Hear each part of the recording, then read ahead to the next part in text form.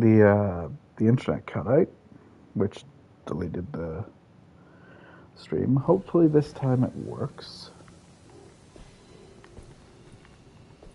Thank God I saved whenever it shut itself. Oh yeah, I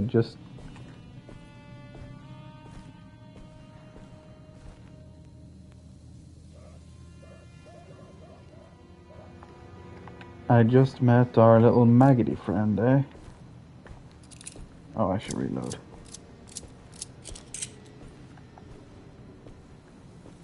So it's forward or down. Tempted to go forward first. Explore and loot.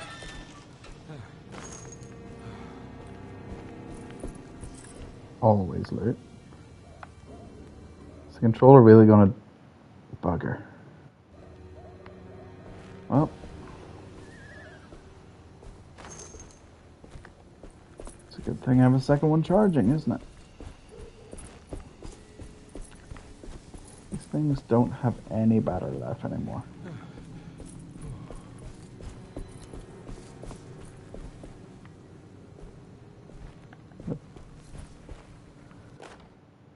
Oh, yes.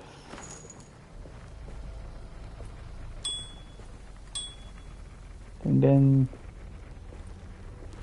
I can't go that way. Fine.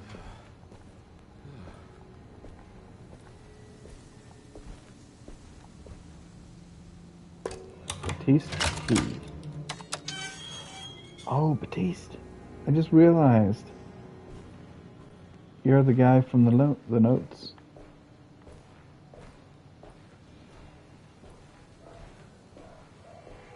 What did they say about Batiste?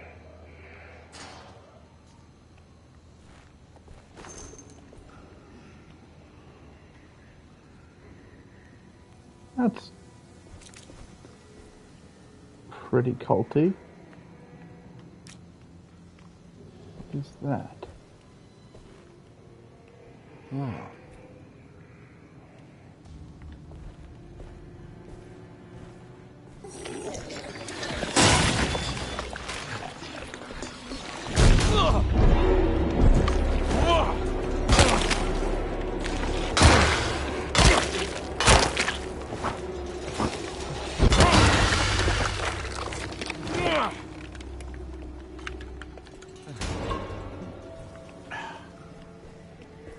I'll take a good wee drink there.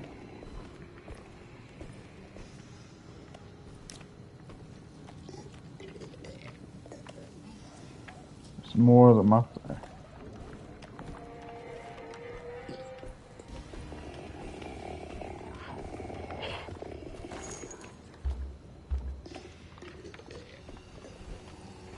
Oh. Love that.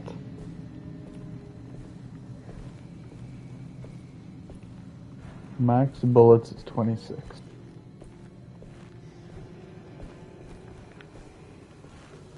10, 15, 20. I can kill 5 creatures with a full maxed out ammo. That's it. Great. Great.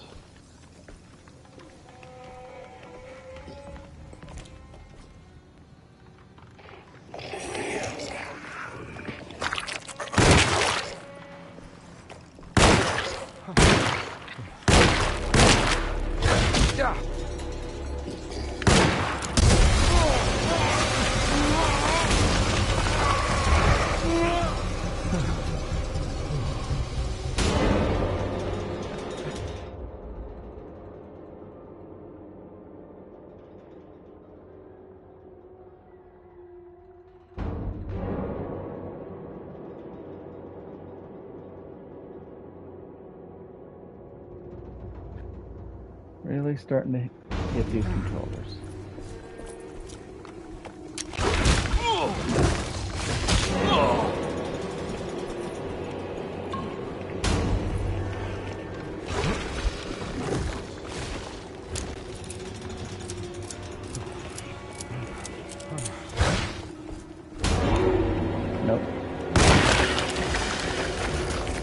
Down you go.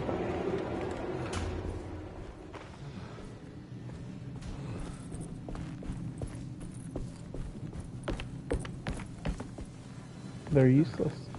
Absolutely useless.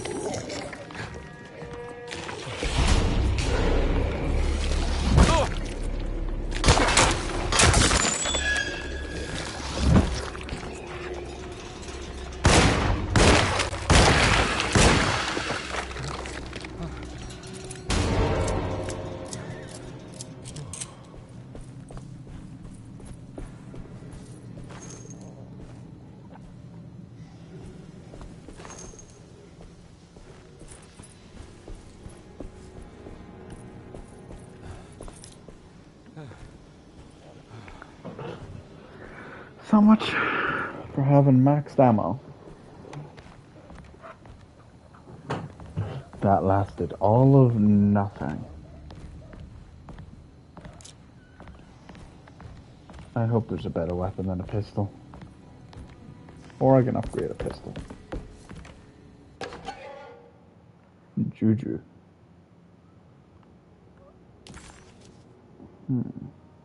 One more in Crescent City. Okay.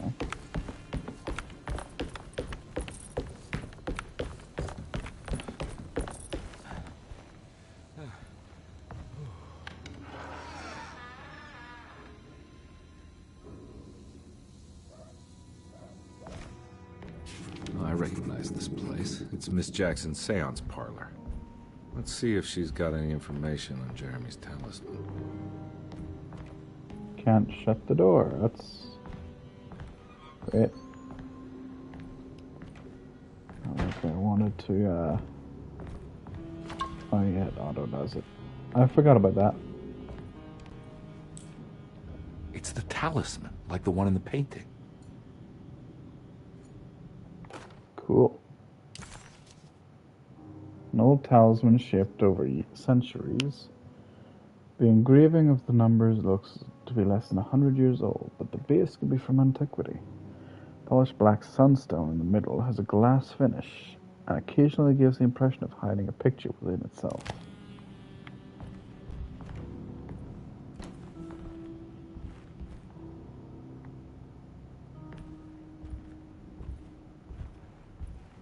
I think it's meant for the talisman. No. Not yet.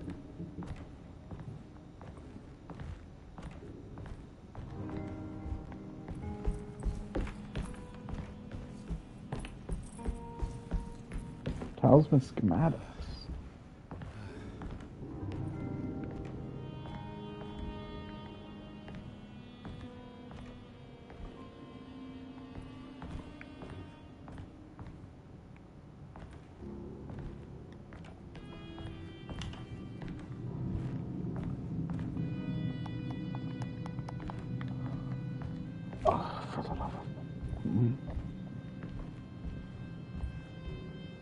I think it needs numbers, like coordinates.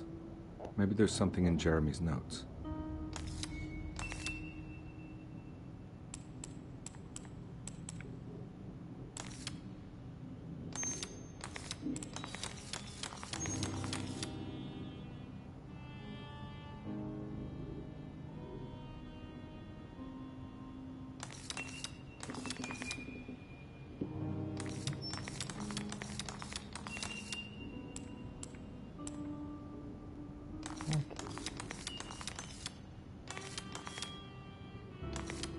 Could just go off these symbols themselves.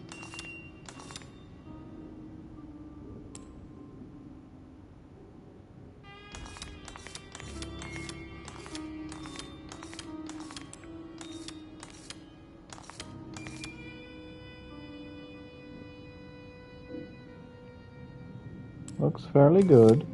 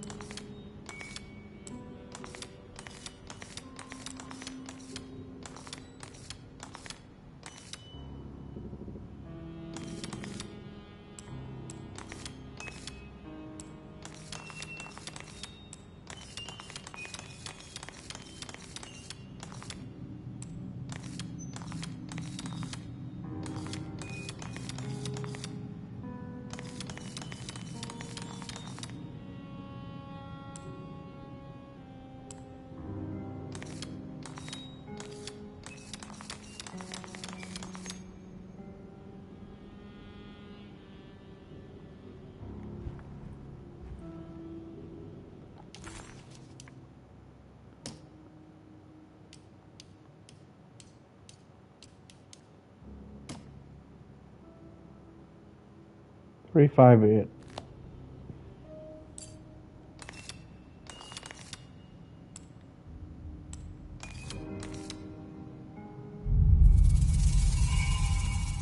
It's showing something.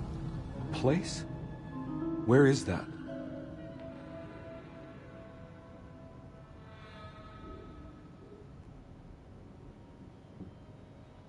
Huh.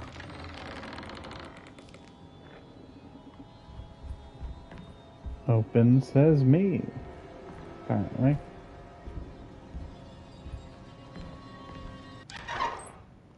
Detective, I was wondering when you were going to show up. Mrs. Thompson told me you were here.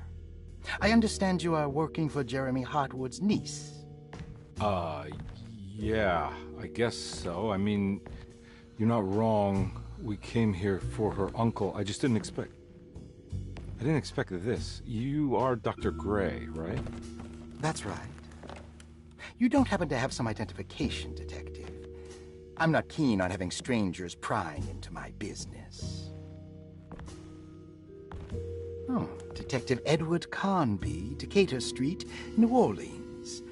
Enjoying the Vieux Carré, Detective? Those old French quarters, the voodoo people, the gangsters. I'm sure you live an exciting life. Well, it's not quite like the stories, Doc. Just trying to make a living. Aren't we all making a living? Well, welcome to Deseto, Detective. I hope your time here will be useful. Now, what can I do for you? But why don't you tell me where I can find Jeremy Hartwood? Why wouldn't that make for a short visit? I wish I could tell you, but I'm afraid I don't know.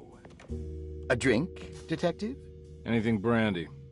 Oh, you do belong in the French quarters, Detective. Armagnac or cognac? You know, just give me the cheap stuff. I'm not much of a connoisseur. Having low standards is not a virtue, Detective. Let me see if I can broaden your perspective. What can you tell me about Jeremy? I wouldn't want to go into details about his condition. Doctor-patient confidentiality. I'm sure you understand. Sure, but he is crazy, and he's gone missing. Why? Here, try this. Ooh, it's good. Got a bite? It's called a sidecar. The trick is not to be afraid of the tartness of the lemon. Then, for goodness sake, don't overdo the triple sec. Okay, what can you tell me about Jeremy? Well, let me think. He is an anxious man, constantly worried about events not presenting themselves according to his model of predestination. He complains about things not being carried out in the right order, and that some things simply shouldn't be.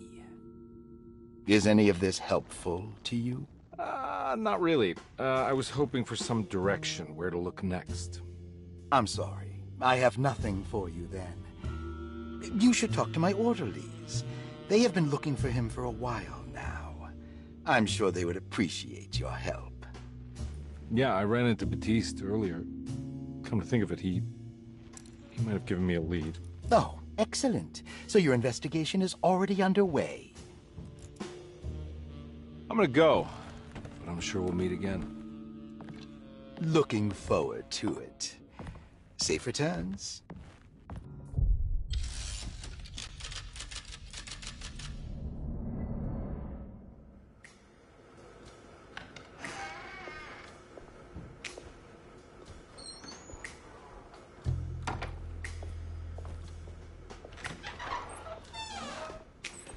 Detective Carnby, where did you go? I was just talking to Dr. Gray. You disappeared. No, it's not what you think. Have you found anything strange going on here? Yes. Everyone is being incredibly evasive and I can't figure out why. No, I mean something you can't explain. Paranormal, even. Detective, I really need you to get yourself together. I can't do this alone. Forget it. I'll figure it out. Do Do you want to come see Dr. Gray? No, I want to try something. With this talisman, I think I can follow Jeremy to the place he mentioned in the book. What was the name? Do you remember something Spanish? Tarawea. Yeah, that's where I need to go. Detective? Are you gonna be alright? Yeah, of course. Go talk to Dr. Gray. We'll rendezvous later.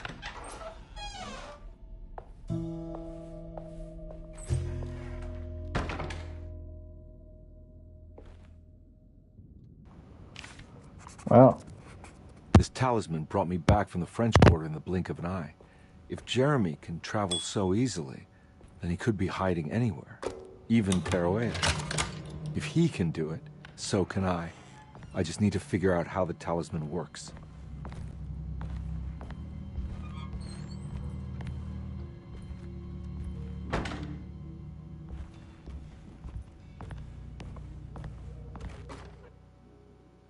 Paul, you're right about the plates on the boiler and the clock. They have been sabotaged, and I think I know who did it. They have something to do with Jeremy's episodes and how he seems to disappear at night. Right now, it's important that you keep an eye out for any of the pieces. I want to find out if I can repair the plates. Let me know if you find any of them. Lottie. Tell Lottie to take a look at the well in the kitchen garden.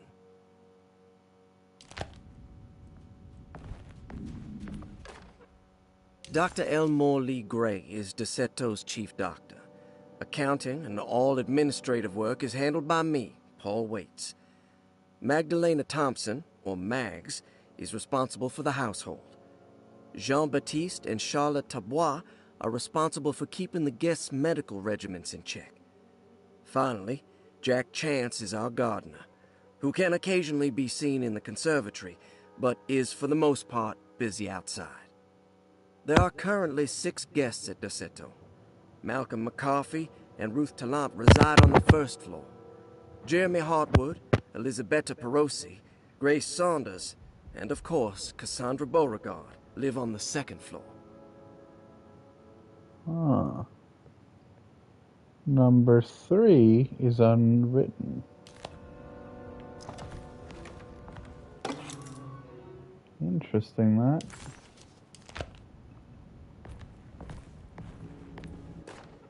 Saw your notice in the boiler room. You should know Mr. Chance won't be coming back. I got no business being in there myself, but you can take a valve from the wine cellar if you want to try to stop the steam pouring out. Be careful. Thanks, Batiste.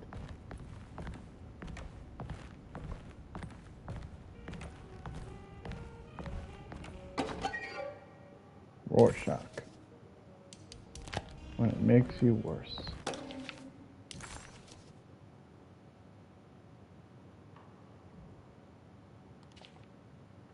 Cassandra Beauregard, the beloved author. Very exciting, isn't it? What do you want to put down for reason for admission?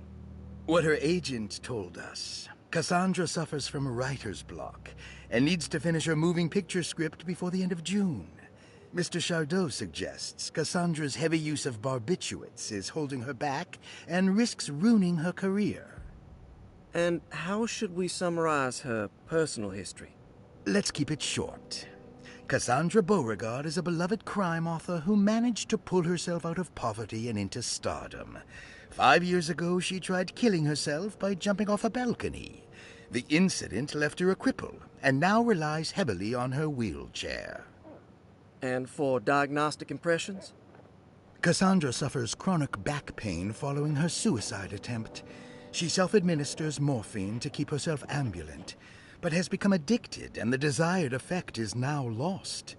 The drug abuse clouds her mind, and she is unable to focus on real life. To save herself from this insight, she instead makes up stories to fill out the gaps in her own thought process, resembling the Korsakoff syndrome. Oh, bravo, Doctor. How will you treat her? First of all, she needs to be weaned from her drug addiction, and hopefully it will resolve her compulsive lying. Then look into permanently numbing her pain in her back through surgery. Finally, deal with her suicidal thoughts. Fantastic. With such a short time before June, I really hope she gets better soon. We will do what we can.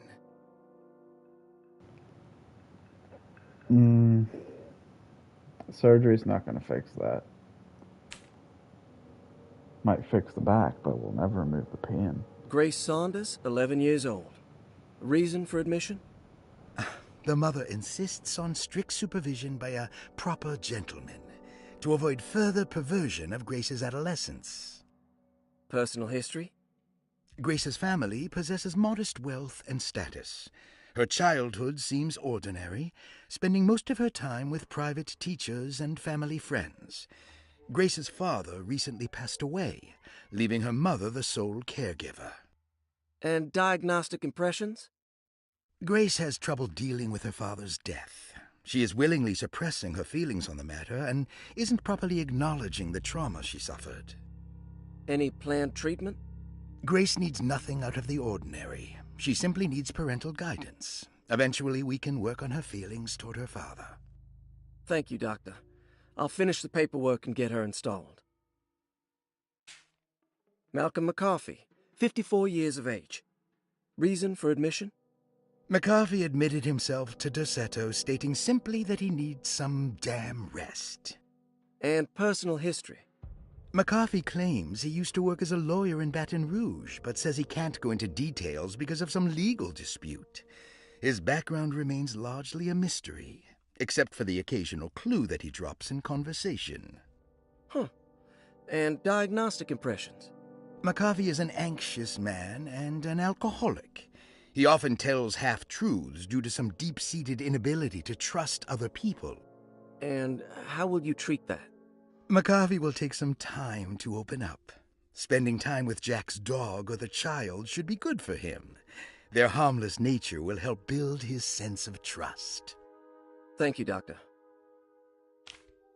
Elisabetta Perosi, 33 years old? What should I put down as reason for admission? Well, Perosi broke into Dorsetto and was found wandering the grand parlor. She was confused and suffered partial amnesia.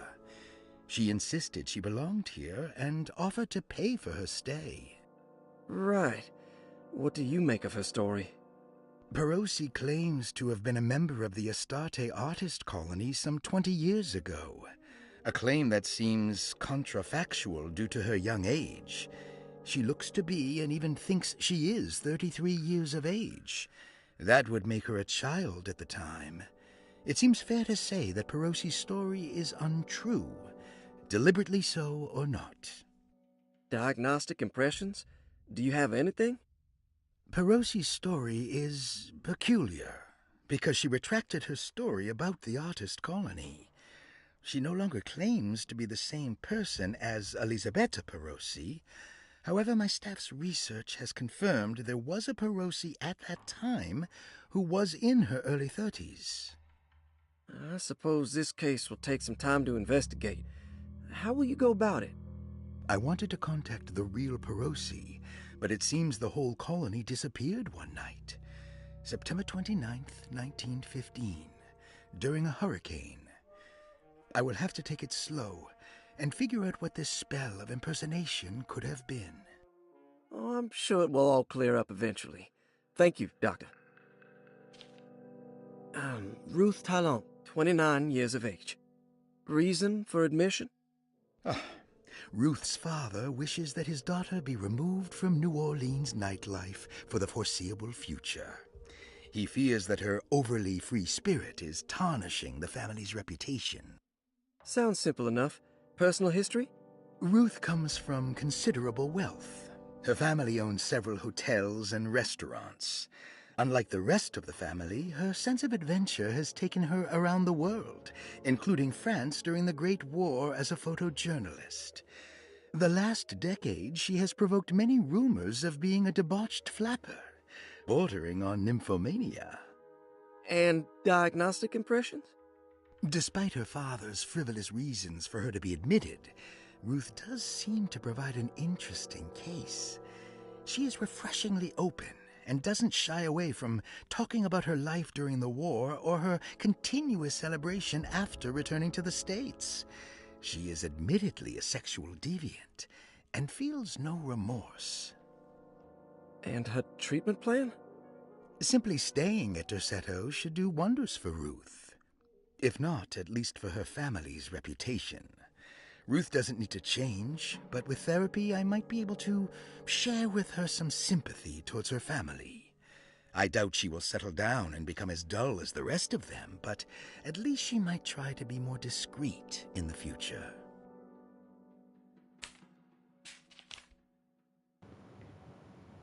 Huh. It doesn't mention the uncle at all. Looks like all the patients are accounted for, except for Jeremy. There's no way I can get into this thing. Better leave it alone.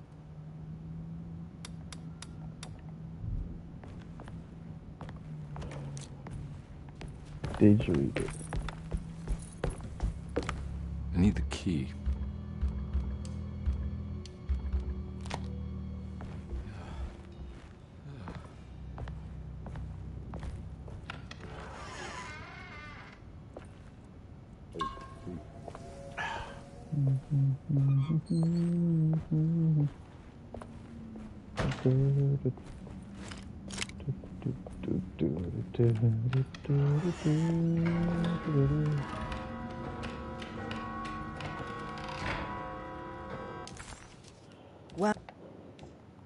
While Detective Carnsby was grateful to be back at Derceto, he was eager to test his hypothesis.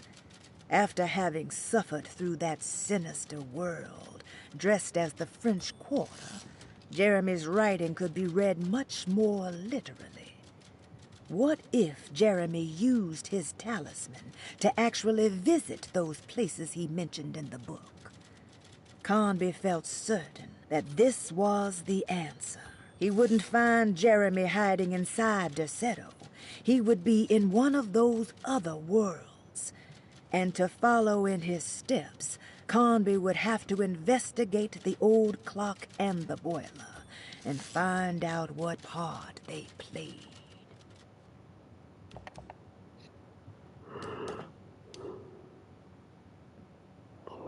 A goat without horns. Lost children. The Crescent City is probably the first it's going to be finished.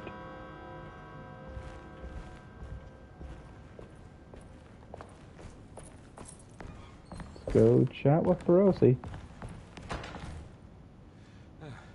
Or, wait a minute.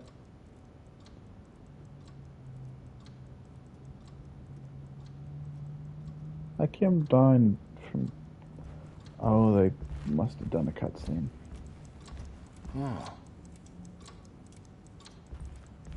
Beasties.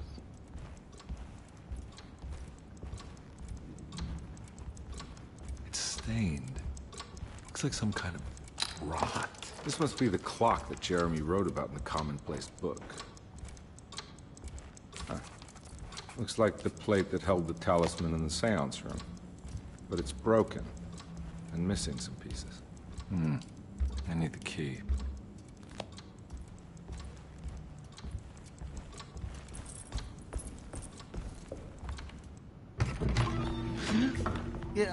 Sorry, Detective. Didn't mean to obstruct justice or anything. That's fine. You know, I'm kind of busy with my own case of a missing person. I was wondering if you've seen Grace, a girl about yay high? I can't say that I have. Why are you asking? Well, I'm looking for her. Is she in trouble? No. She's just hiding somewhere. We can't have a rascal like that running around unchecked at a time like this, you understand? Well, I haven't seen her. Well, let me know if you find her. I'll be around. I'll keep an eye out for your man, Jeremy.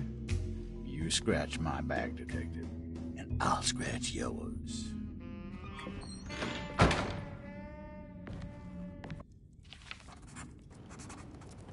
Well, everyone needs a friend.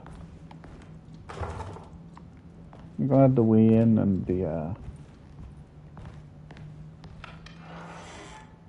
Looks like everything's back to normal here.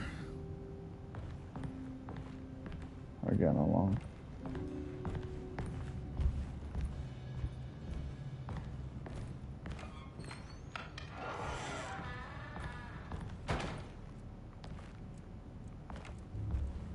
Very sparse, but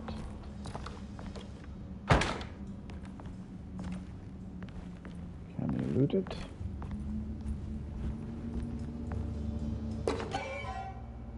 There we go. Ooh. Perosi.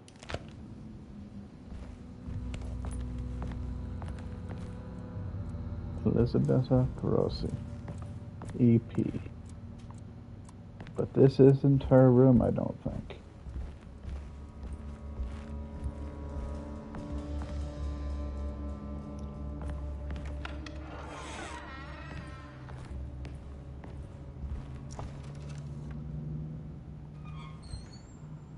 Can't loot it.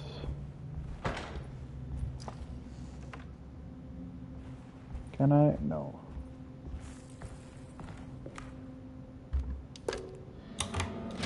Room 6, my friend. Huh. How eccentric.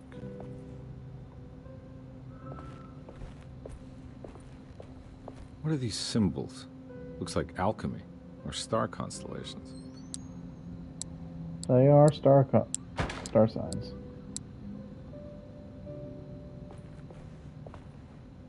Huh.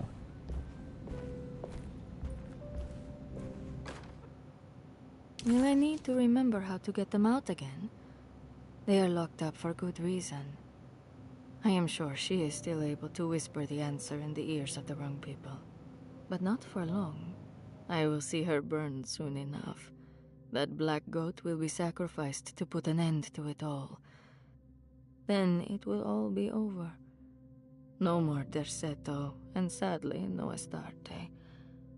Those good pirates of Pontchartrain. May you still sail the lake, until you find the shores of Hali. Oh. 1:11:10.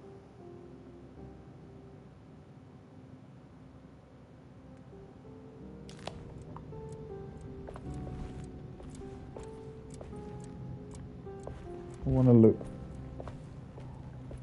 Oh. The Astarte Artist Colony. I remember hearing about their disappearance.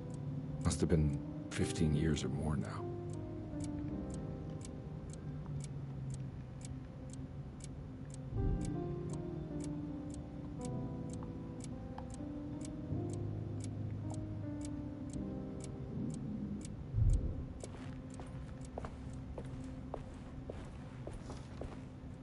These paintings got some grim-looking rot on them.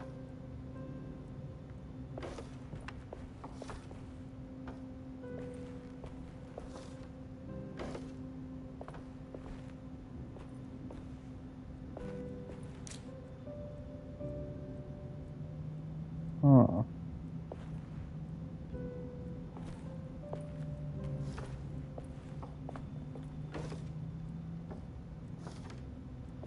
Keep that.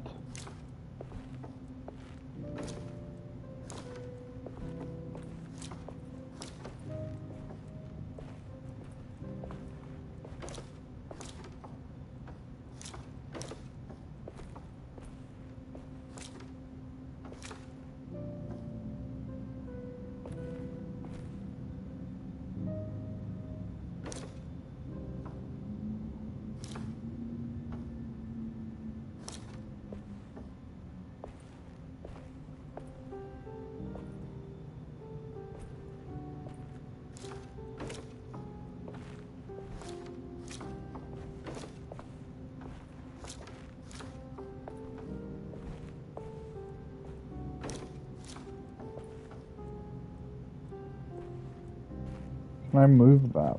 Can I lift and move them?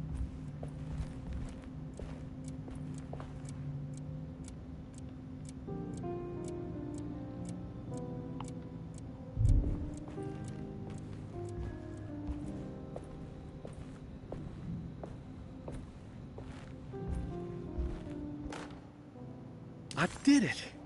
I crossed the thresholds to my intended destination without a focusing device. My talisman now knows these roads, and I have no need for the plates. I can find my way to Lafayette as easy as I find my own room. I visited the grave of my father and seen the oven waiting for me. Thank you for opening these doors. I now must summon my courage and go back to that hateful mound outside the oil rig. I hope you'll be feeling better when I return. Jeremy.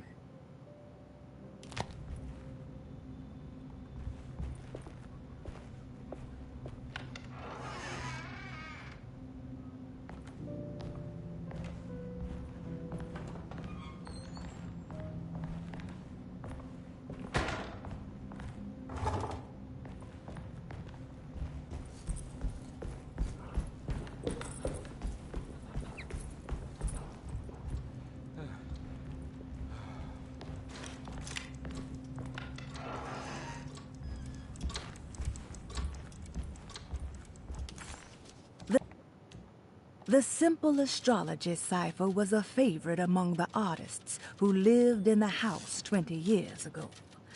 They easily turned into numbers when needed, but also acted as signatures for the members, as there were only 12 of them. I feel like I need the posters to put them on to make sure. But I don't have the posters. So I can't finish the rot puzzle.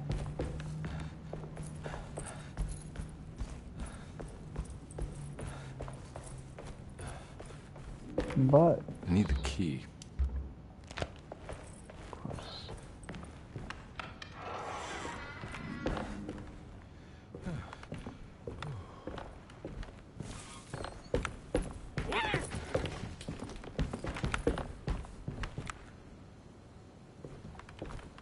Okay.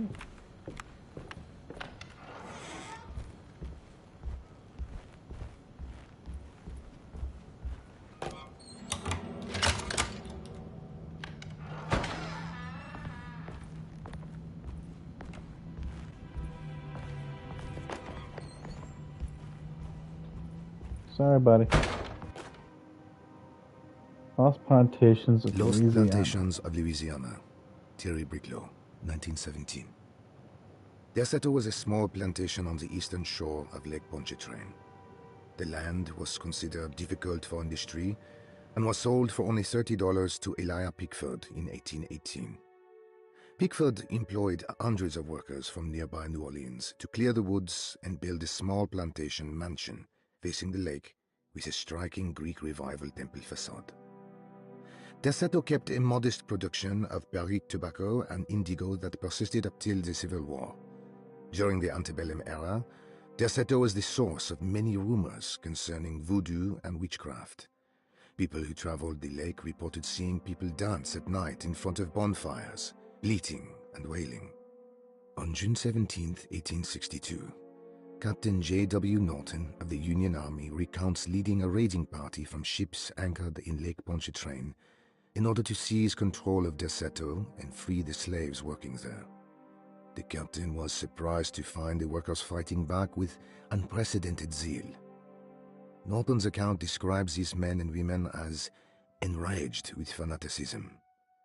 Pickford reportedly tried to placate the raiders, but was shot in the confusion. Captain Norton left the mansion burning and retreated to his ships with his men. Deseto was left in ruins for several decades. The ownership of the land was long disputed and returned to the Ledoux family in 1901. Several police reports were filed during the following years as the Ledoux tried to get rid of a camp of squatters on their land. The police made several visits to remove the trespassers, but the people kept returning. On November 1st, 1907, Inspector Legrasse of the police charged a deadly attack in order to save several children kidnapped by the squatters. Many were killed, and even more were jailed. The following year, Ledoux rebuilt Deseto, incorporating the surviving stone foundation and adding a magnificent wrought iron conservatory. The farmland had been reclaimed by the surrounding woods, so it was no longer profitable to use as a plantation. Instead, the house was turned into an artist's colony. The Astarte Artist Colony was a successful group of artists, including figures such as painter Heinrich Cassel and poet Nora Keith. The group was also known for their beloved Mardi Gras crew called the Pirates of Pontchartrain. On September 29, 1915, a tropical hurricane tore through Louisiana, causing Lake Pontchartrain to flood New Orleans. Due to the remote location of Derceto, it took almost 2 weeks for outsiders to learn that the artists' colony was abandoned. The 12 residing artists had all vanished without a trace. The empty mansion of Derceto still stands on the shore of Lake Pontchartrain, with much of its temple facade intact. The Ledoux family currently has no intention of repairing the house.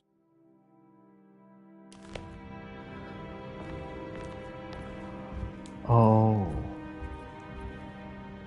I think I've partially figured out the star sign puzzle. She's 9. So it's the one before Scorpio. Ooh. Hello.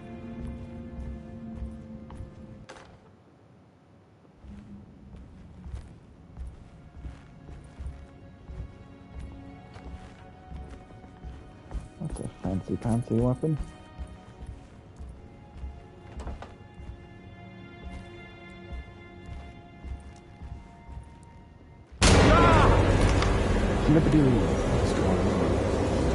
Why is everything on fire?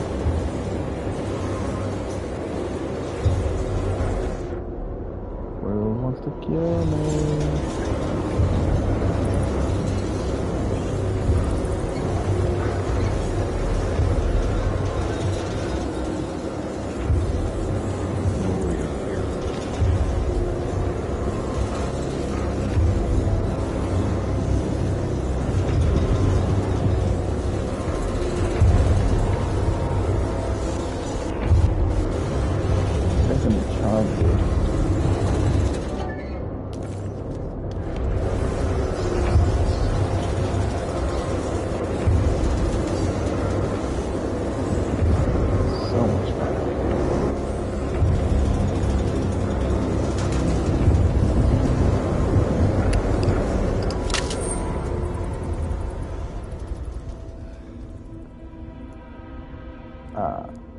What happened?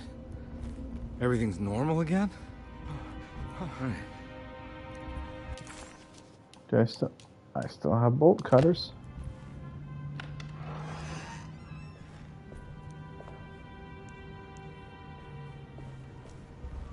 Awesome. It's wedged shut.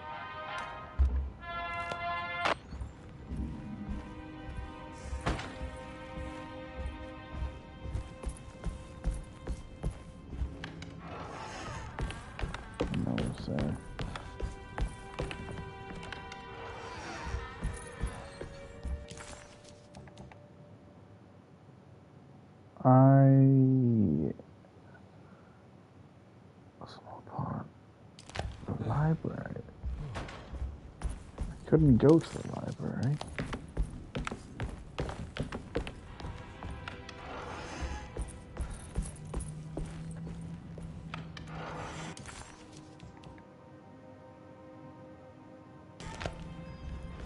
Oh.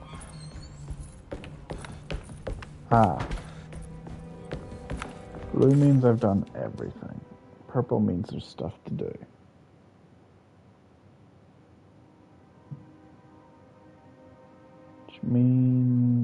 Oh, the drawing room. No, it's a lock, not a bolt. Go from there to here. I go downstairs.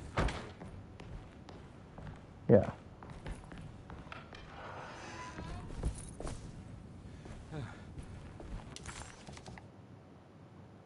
Downstairs to... Okay.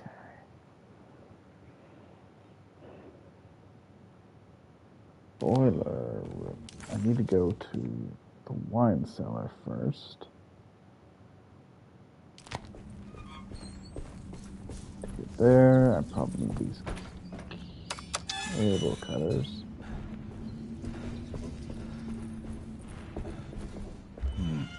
I need the key. No. That's no help. Of course. They really like those things. They really like them. Let's get the well in the kitchen garden. We'll do that. So to get to there, I go like here.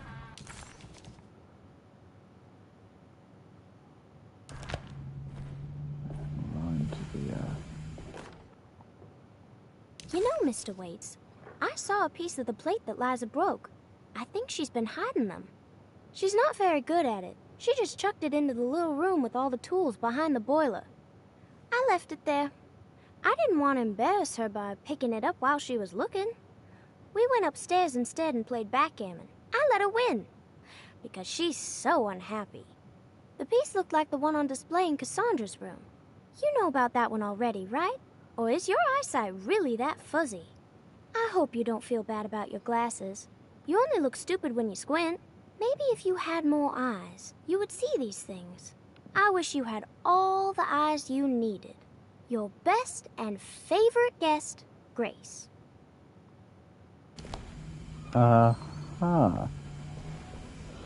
She's very, blunt, isn't she?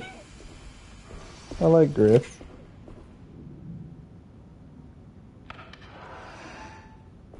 That was weird.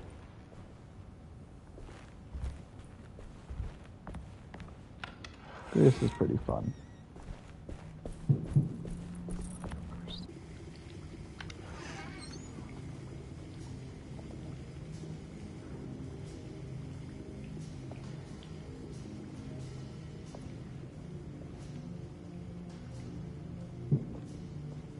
Great.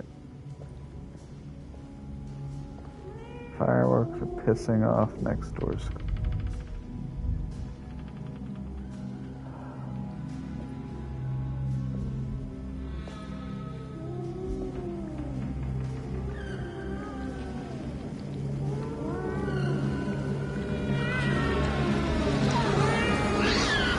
What are you doing in my kitchen? I assure you. No, I'm sorry. I promise you. Mr. Hartwood is nowhere near my kitchen, and neither should you be. Don't make me kick you out of this house. Sorry. Now get out! Yeah.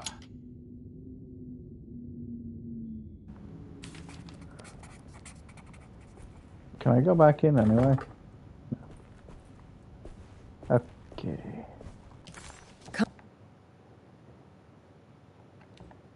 Carnsby was in shock, but also a little embarrassed.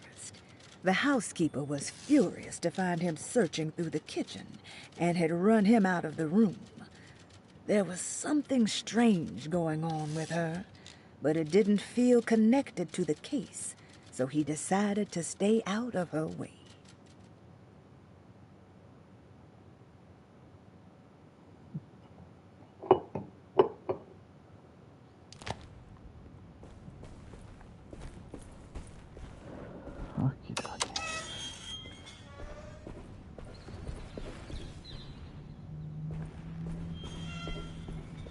I need the key.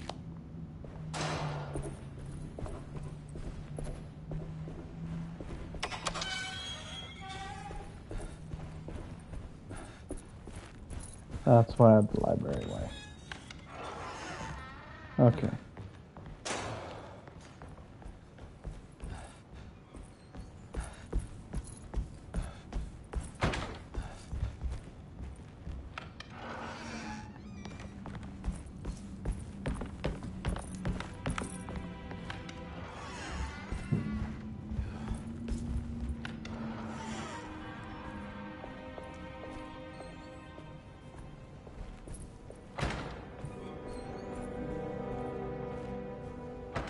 To be fair, I don't blame the dog.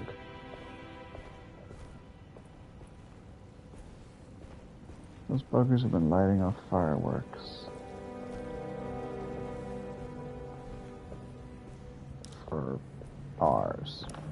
Absolute hours.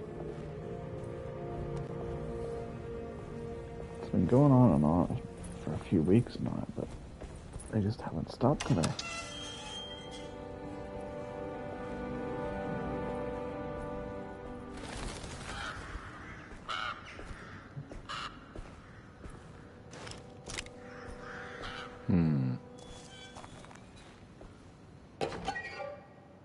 Mummified cat.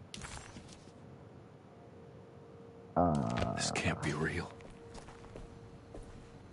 Why?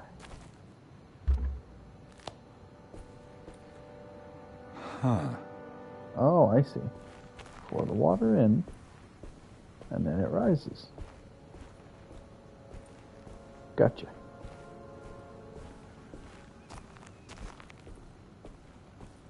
Where's the tap, though? Or the pump, or...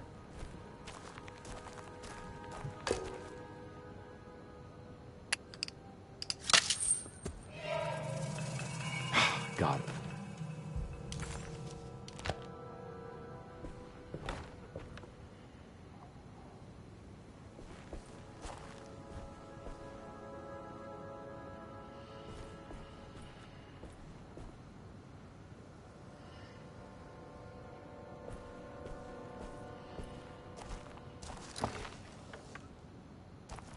That's handy. Up and down.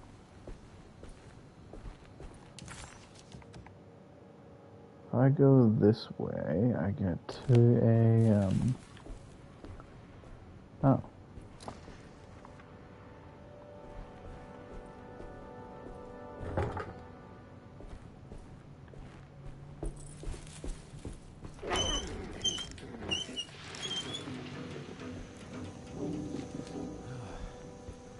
What?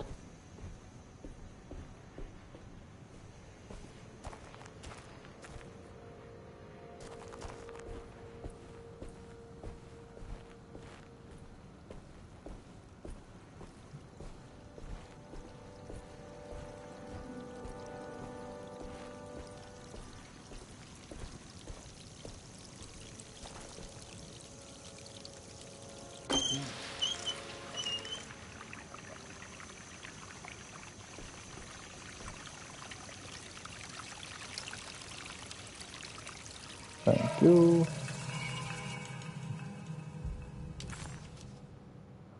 Piece of a larger decorative plate. It's a dark and burnt quality.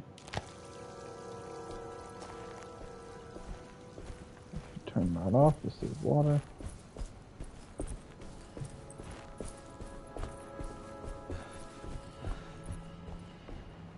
Apparently he doesn't care. Fair enough, I guess.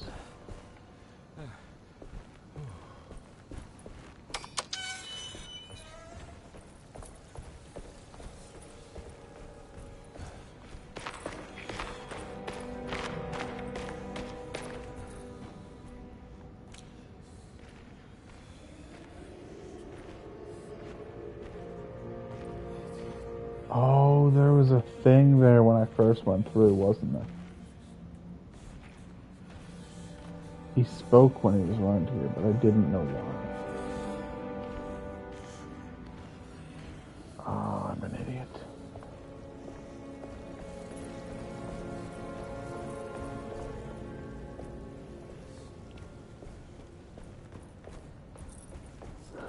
Okie dokie.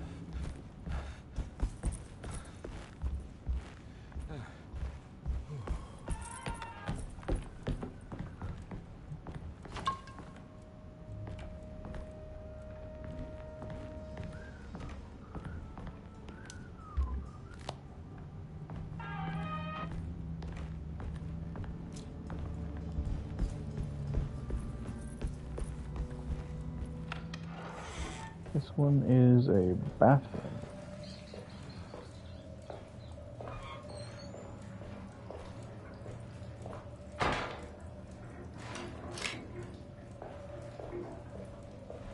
Thank you, bathroom.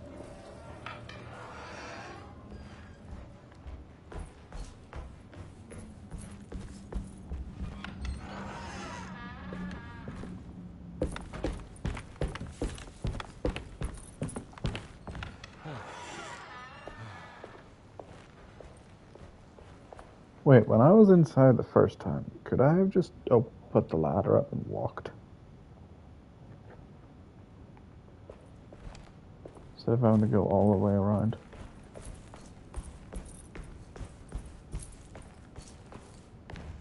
That would have made a lot of things easier.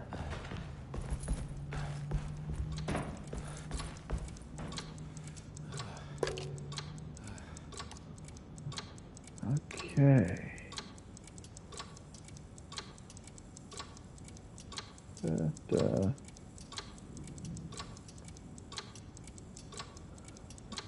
That one goes below that. So that's at the top, that's below the very bottom. And that one goes... I'm not sure.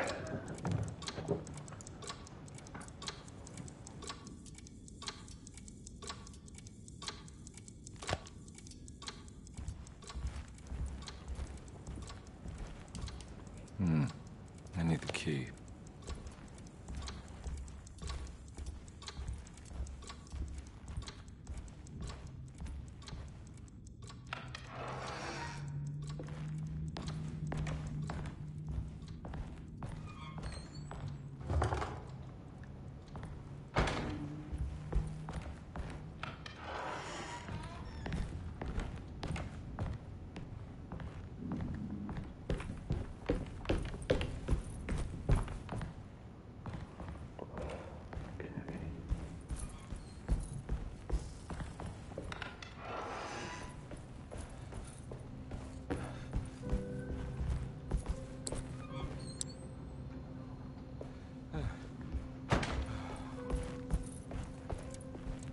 Or 9.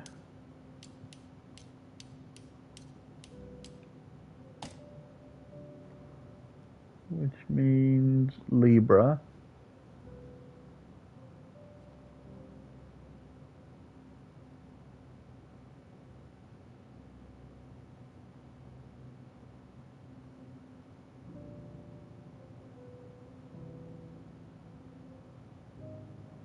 Good Pirates of Pontchartrain.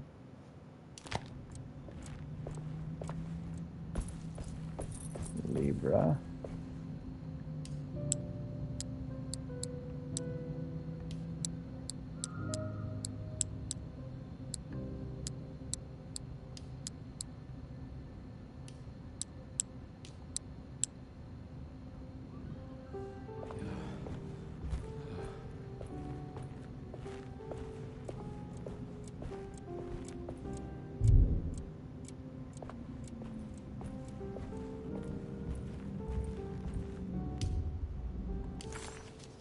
What if it's... Will I need to remember how to get them out again? Aquarius. They are locked up for good reason. Scorpio.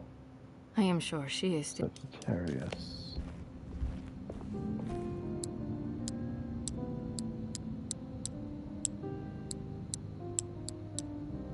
They aren't there.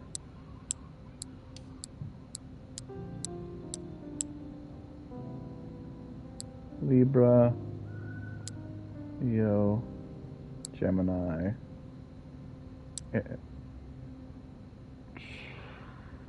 That one's Aries. Other one is Taurus. Pisces.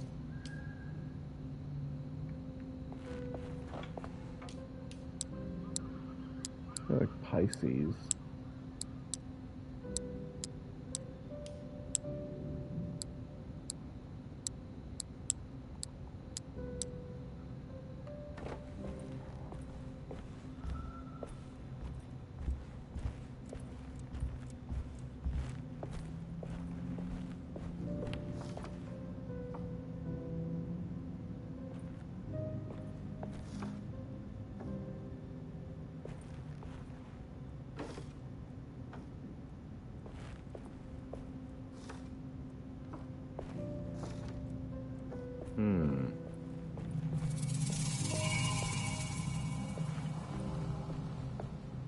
William Franklin Nora. William Franklin Nora. 294.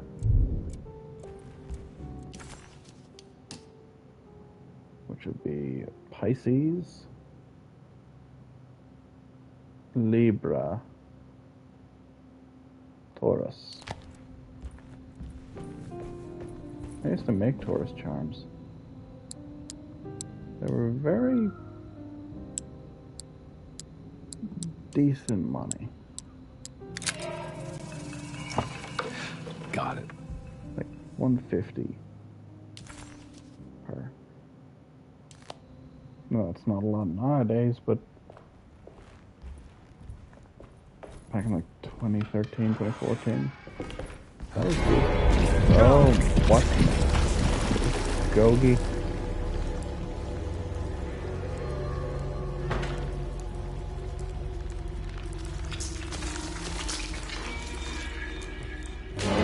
Maggot piles.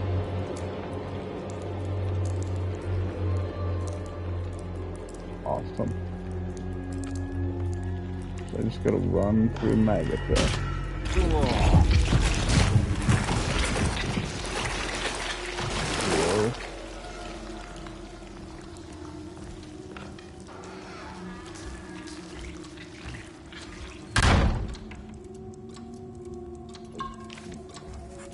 Confusing.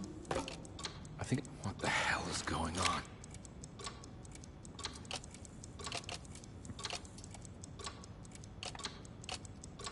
That.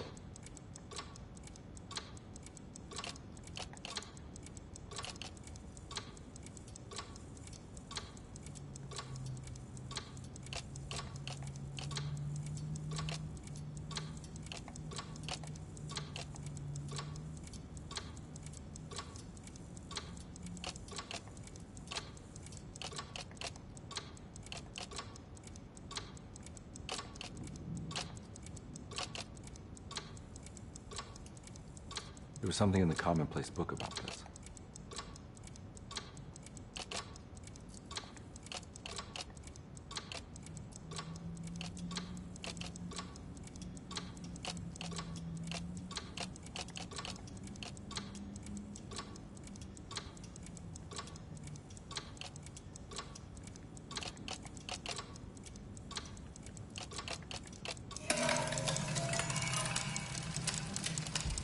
I think the clock broke. Or maybe it just stopped at a very precise place.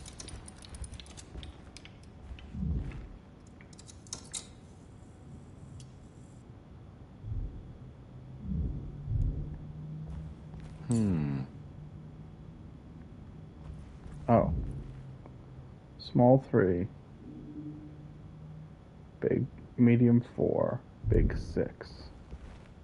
3, 4, 6.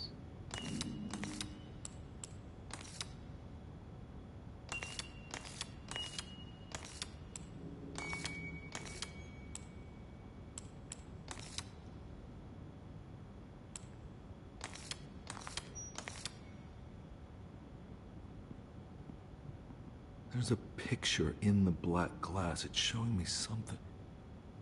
It's the hallway outside Jeremy's room.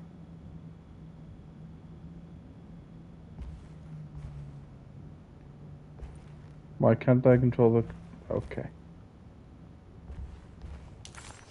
Detective Carnsby had a hard time understanding what had happened. It did feel similar to when he was pulled into the French Quarter, but with less power and purpose. Did he cause this, or was it something else?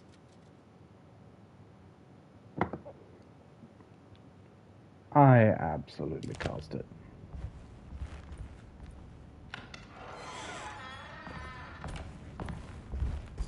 There's a time to...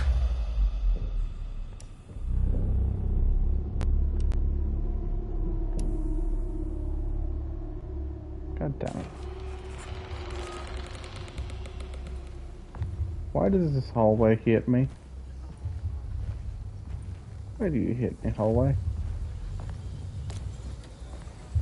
Whoa.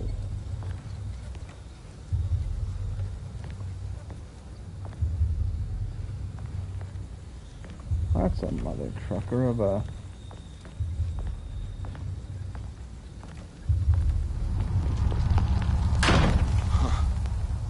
I made it. I entered another one of Jeremy's memories. Did we?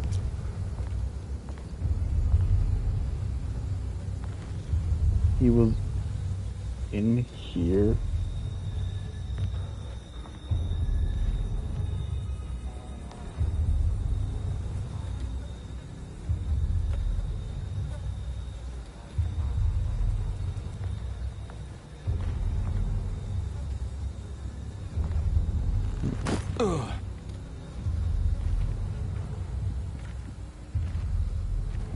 Fantastic, though.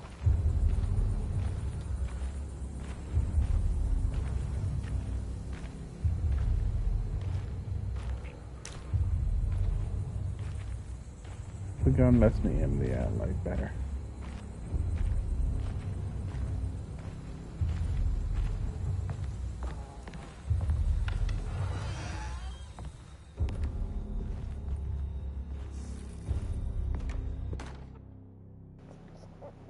May 1923, Monday. All okay, ready for delivery. Maintenance. Oil pump must be serviced. Any tampering causes large spills unless properly forestalled. Tuesday. Shipment delayed but delivered. Maintenance. Service bridge close to broken. Wednesday. Prospectors reluctantly agreed to show the burial mound to Mr. Hotwood, a painter, who read about our finds in the papers. He means to return tomorrow and try to find a way inside. Thursday. Mr. Hotwood's efforts delayed. The workers seemed nervous about his presence. Hotwood promised not to return to the compound. Instead, he has taken up an offer by L'Officier, the riverboat captain, who means to pilot him to the site tomorrow morning. Hopefully that's the end, and work can resume. Maintenance. Bridge from the oil tower to the bayou has collapsed. Sabotage suspected. This is the devil that guides us now.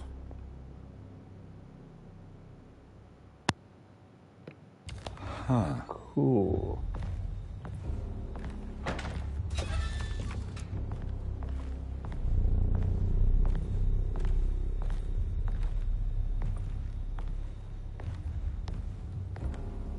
Seriously, how many fireworks can one person have?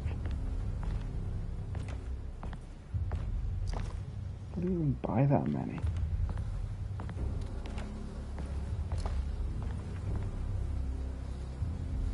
They've fully used thousands in the last 4 days.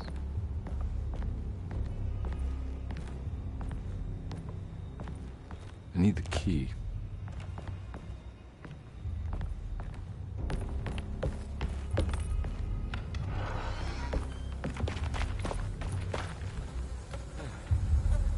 But because it's in the Glen, no way in hell I'm going to go there to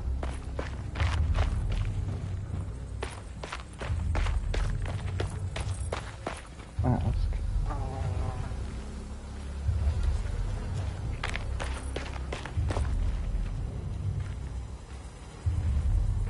I would rather not be set on fire.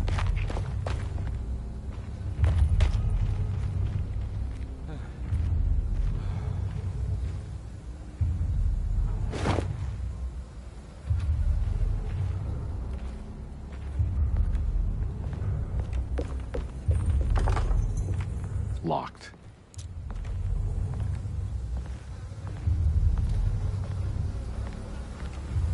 Better to kill things off, because then I don't need to worry. Stealth is good if you only need to go once.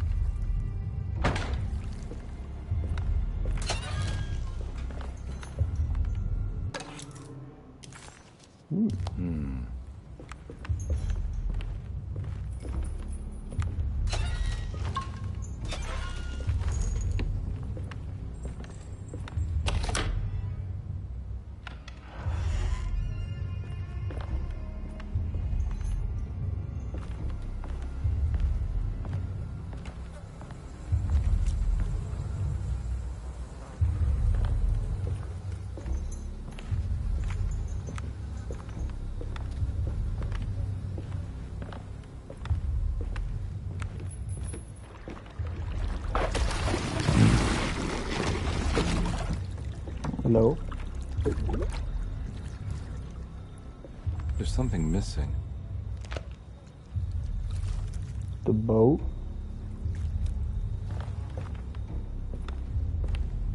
The boat's kind of important.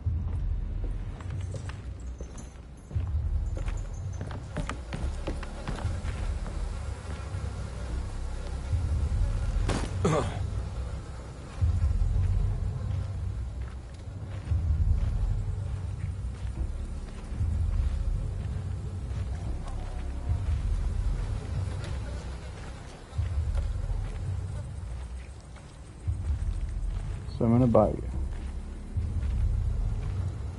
Which means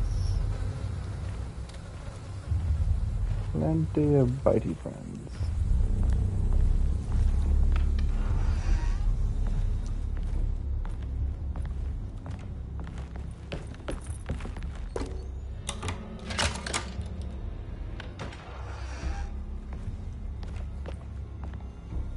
If this thing takes 5 bullets to kill a normal guy, pretty sure an alligator is going to take more than 5 shots.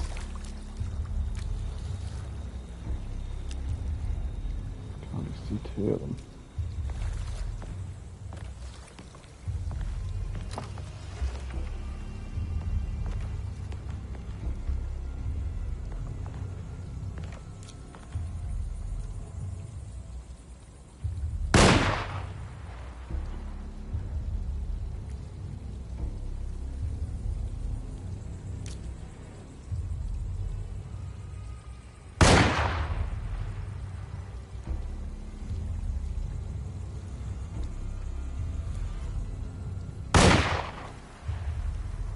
On you go.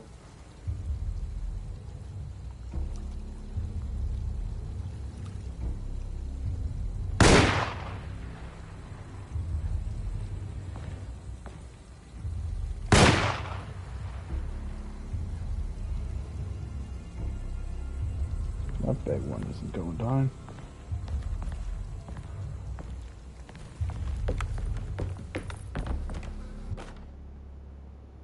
Bridge lever.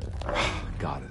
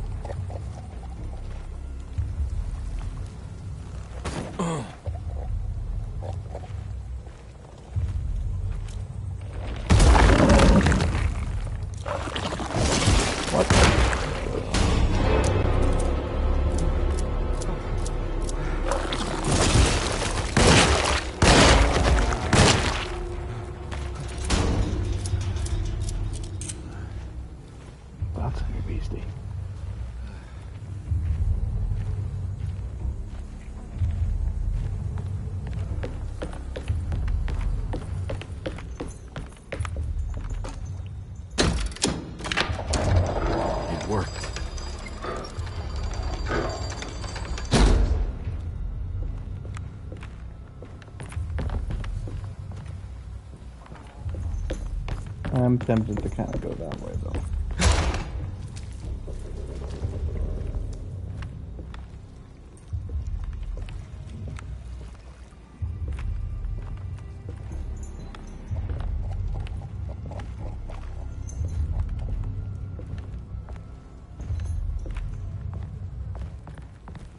aren't like frogs, but they look like, well,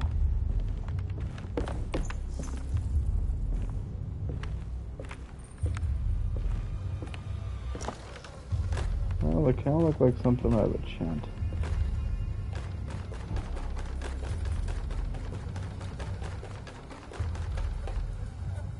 Infinite pipe.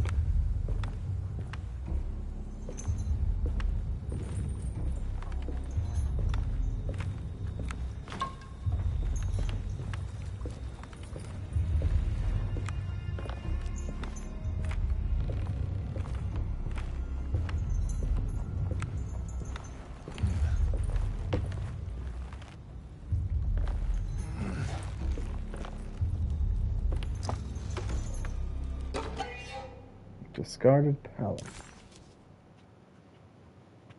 The Heartwood Curse. Hey.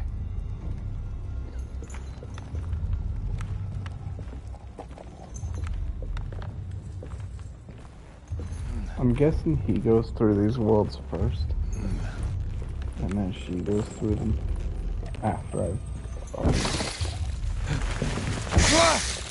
Oh. God damn.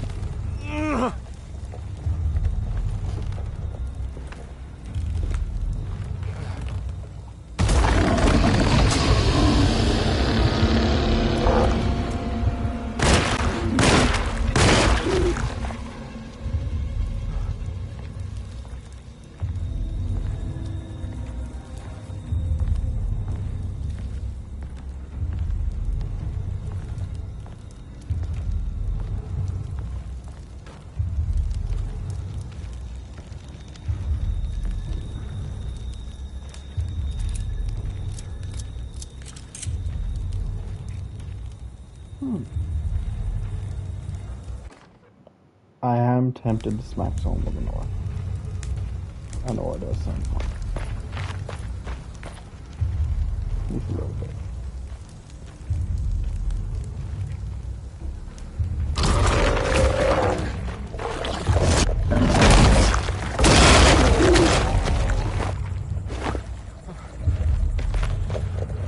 It's pretty weak.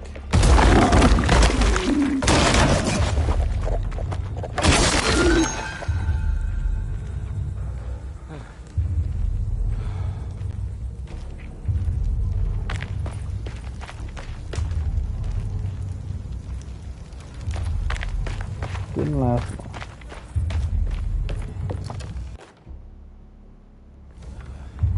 Shovel.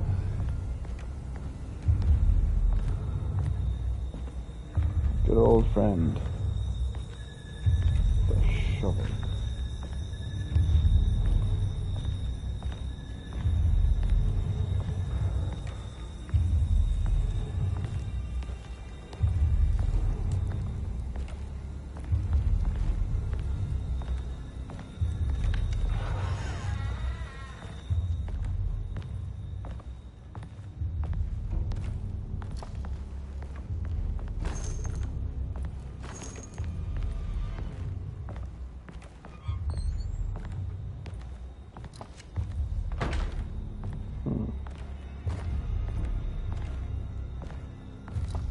Put on a shovel.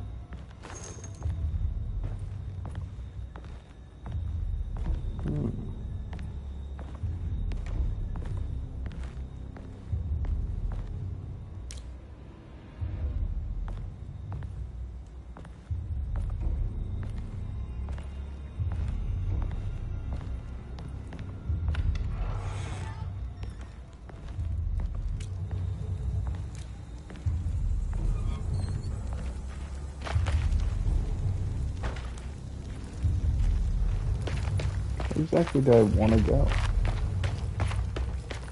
Oh, I must have opened it for me.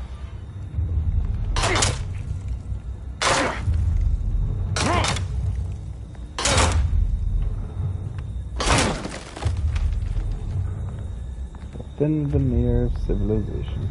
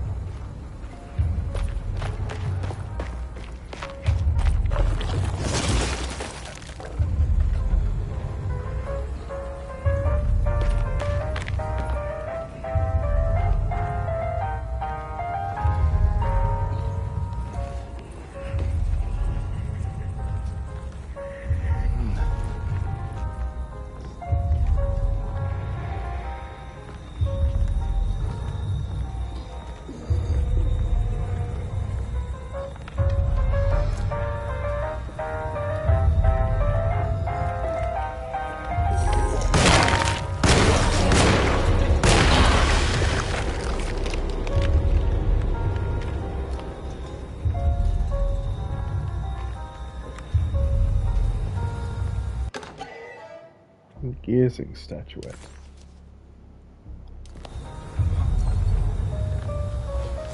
Beast of burden set.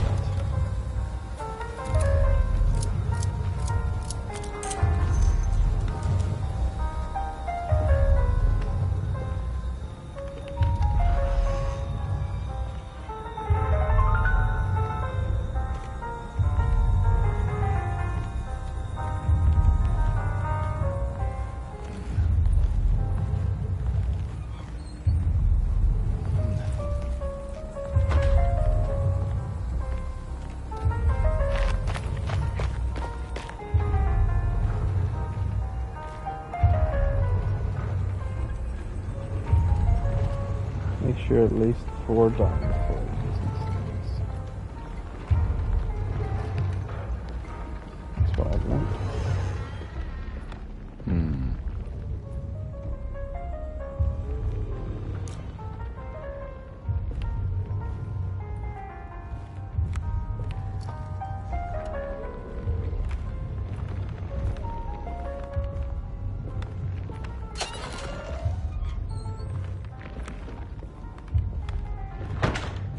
DuckTales.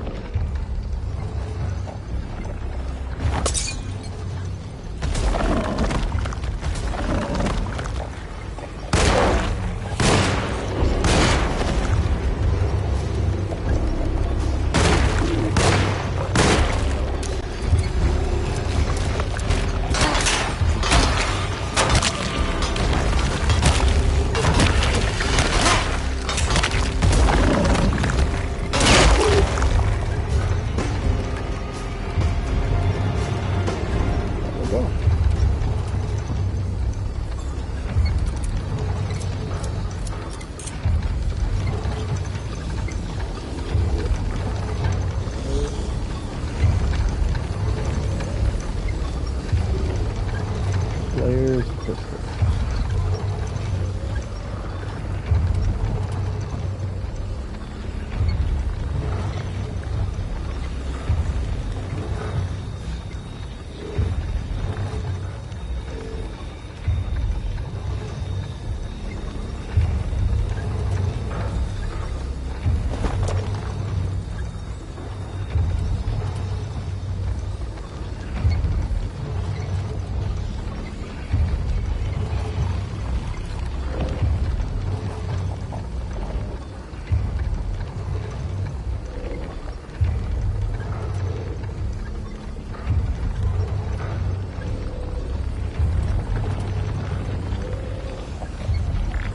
If that way was an option. There's gotta be a way to get to the other side. Maybe.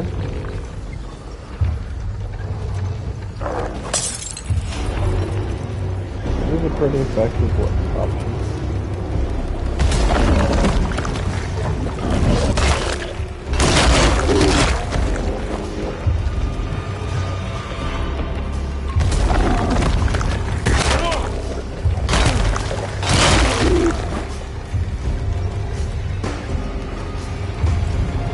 Don't remind me of that. Okay. Like a weird mutated evolved.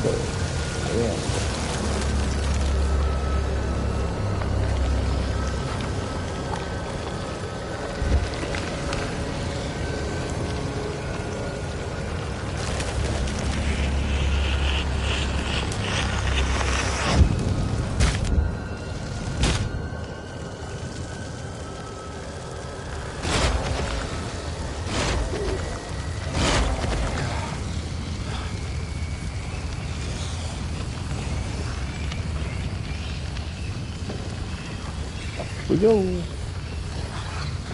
is an absolutely terrible idea. So we intentionally caused the fire, and then our idea is to climb a wooden building. Now what? In the middle of the fire. Oh God.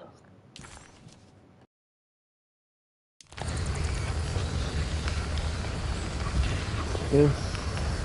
Come on, Carnsby. Wouldn't you rather fall to your death than go up in flames? I suppose.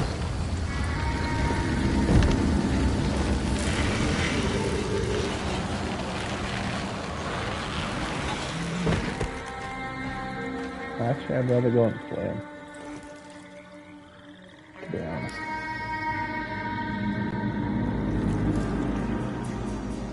Between fire and heights, I'll take the fire. Fire is so much better.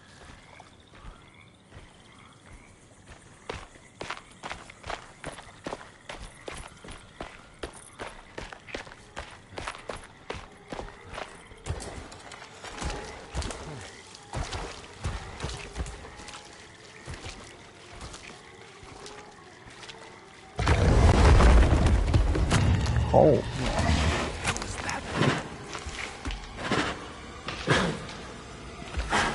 Isn't that the dad of the other crawly guys?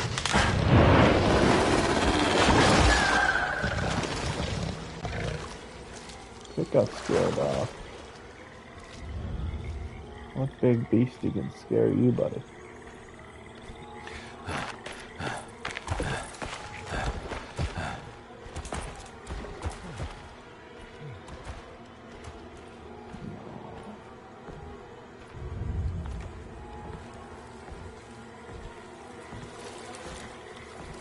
My bullets aren't enough to deal with him, I guess.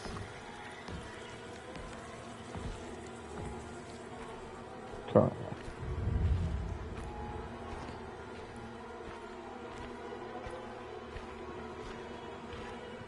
It's the hateful mound Jeremy talked about in his book.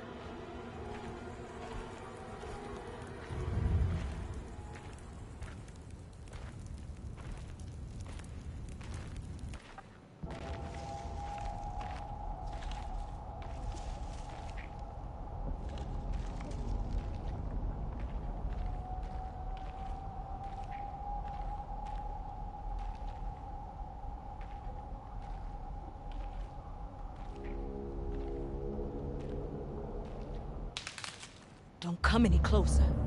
I'm armed. Get that thing out of my face. Who are you? What are you doing here? I'm just a detective trying to find something called Tarawea. You're after Jeremy too? Why? I'm working for his niece. She wants to make sure he's alright. He might be unharmed, but far from alright. He's a curse upon Deseto. Here we go again. Quiet.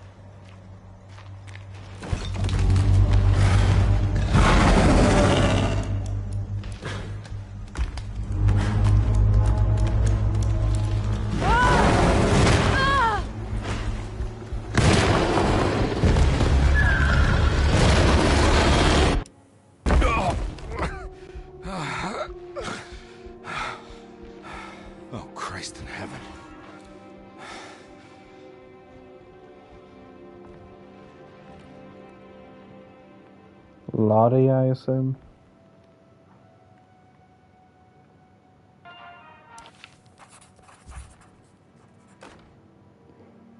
Palette knife.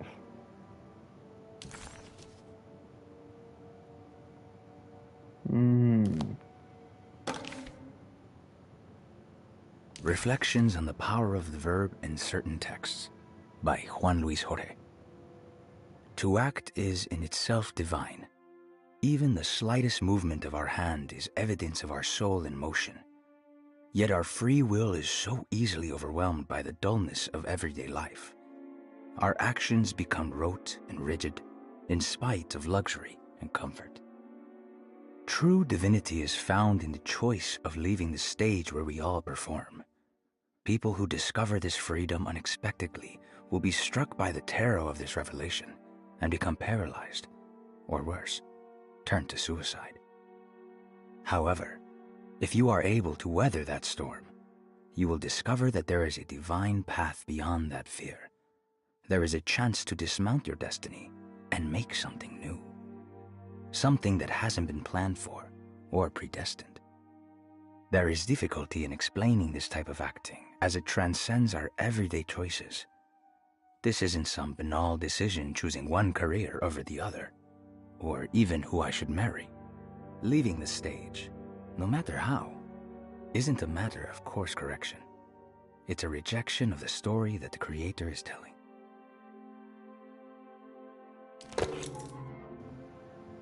I kind of want to read that book.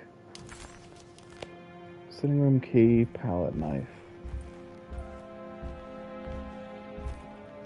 It's wedged shut. It worked.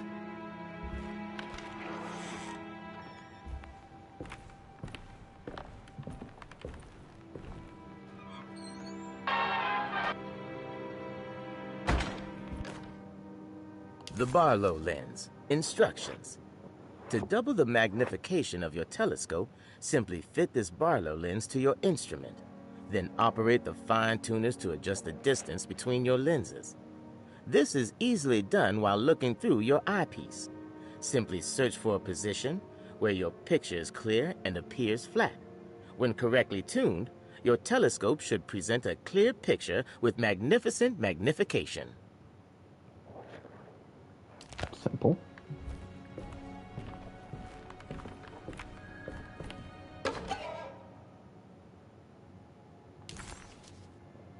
Lost Children is sorted.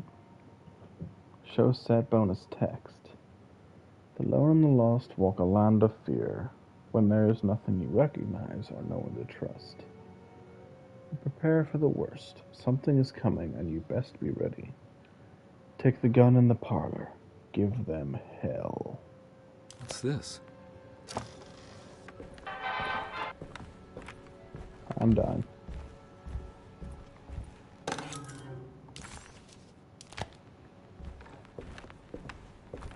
The Barlow lens.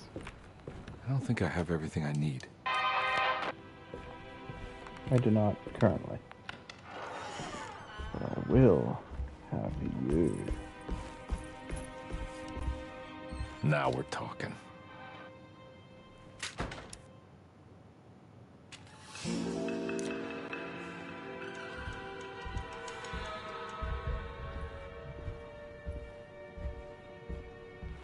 Like Carmen's older sister.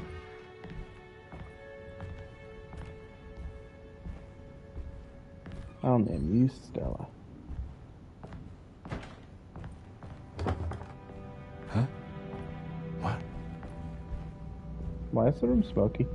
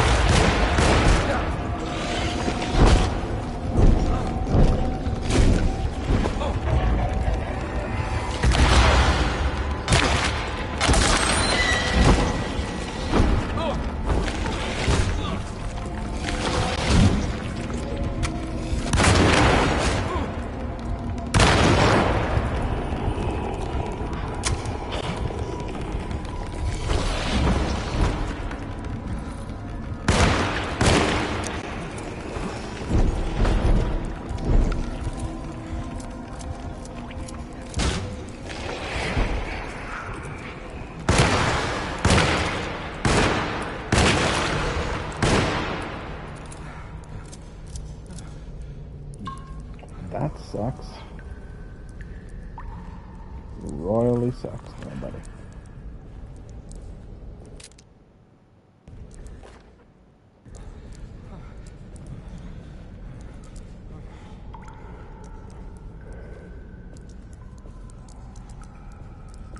Oh. Oh, it's from the thing behind me. I thought the plants were growing out of the beastie.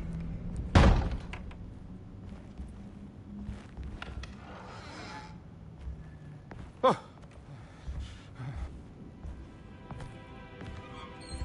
Your brain goes all funky in this place. It was a bust. The oil rig and the hateful mound led him nowhere closer to finding Jeremy. Carnsby was sure he had struck gold when he found Jeremy's bag, but it was just a trap set by Lottie, another of DeSeto's orderlies.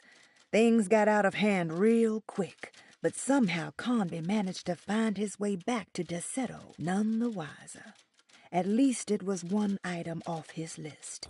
Now he had to figure out what to do with the boiler.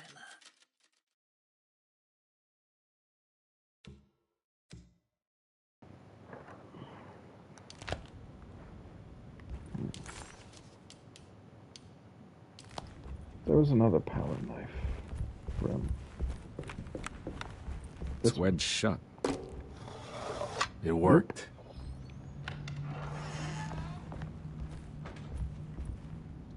Let me in, friends.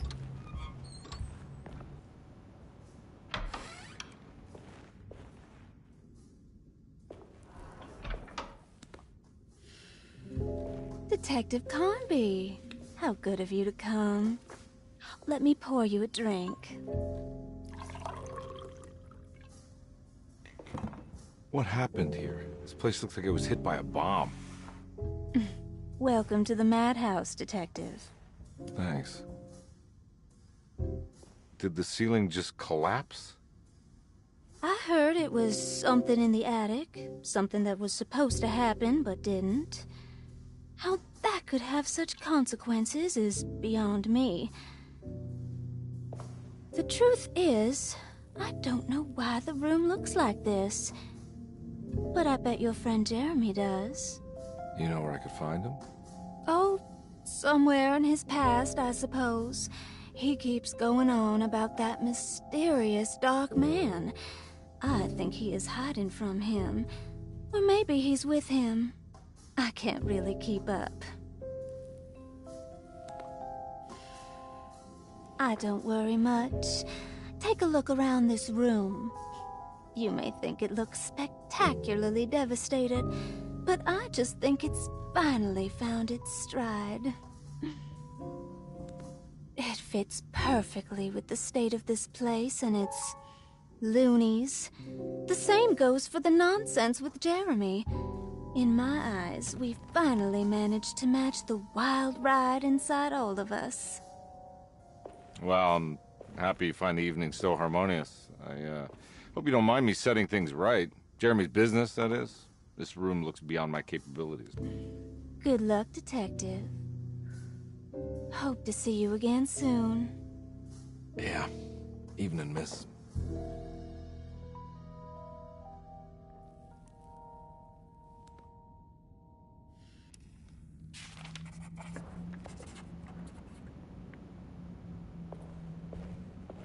What are the chances all the freaky-deaky stuff is just me getting drunk?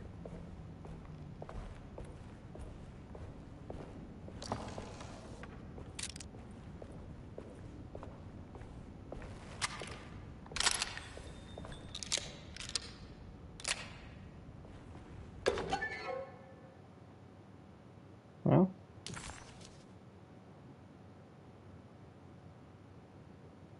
a Great Depression.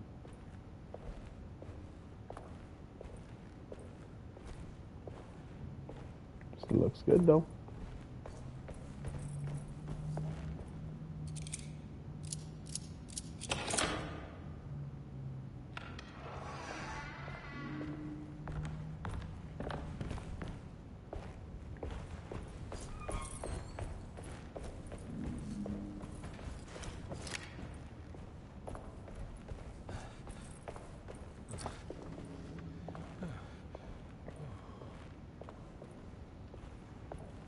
Next is a syringe.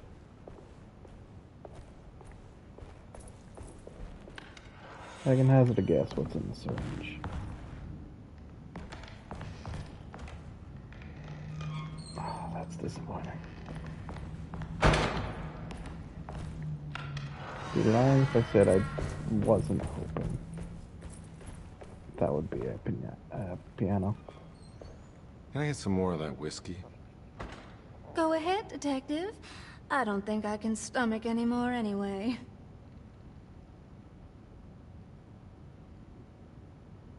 Am I bothering you? On the contrary, Detective, I enjoy watching professionals at work.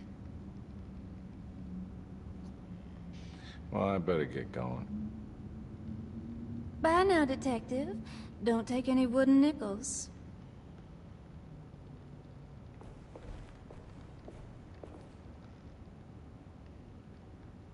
Free alcohol.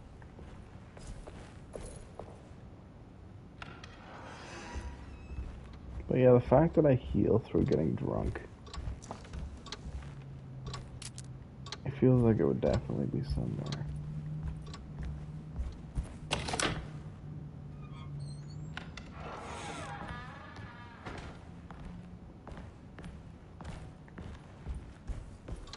I could,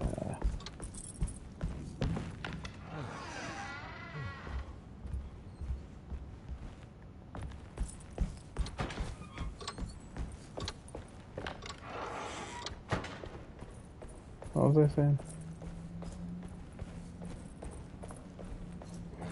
Oh, yeah. Could definitely, that's the wrong door.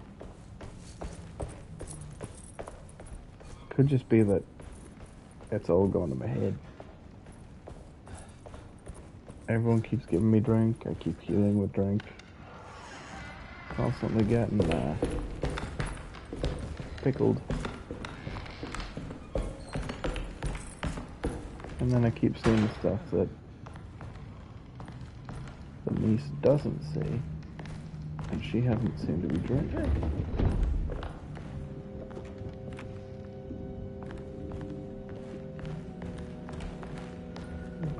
I'm good. She didn't seem to drink at all so far.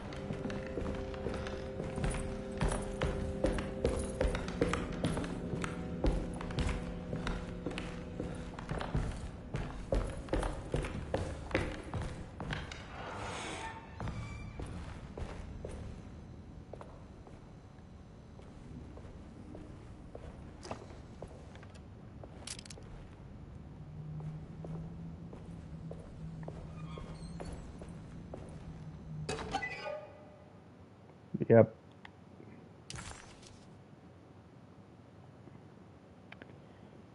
As the world moved into the new decade, America was spiraling into a maelstrom of debt, drought, and death.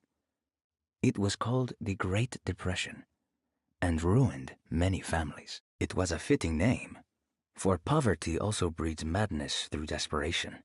Jeremy was of course no such victim, for he already witnessed the darkness within.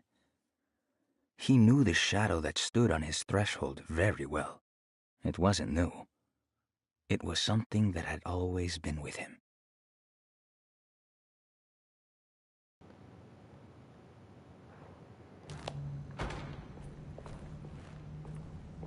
I suppose there's a small comfort in that. Can't be depressed if you already got it. So many rooms. So many bloomin' rooms.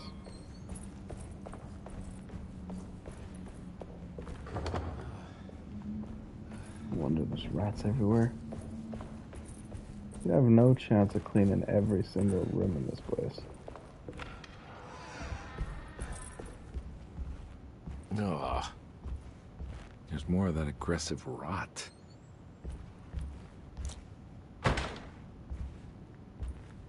Can I poke it? On the commonplace of evil,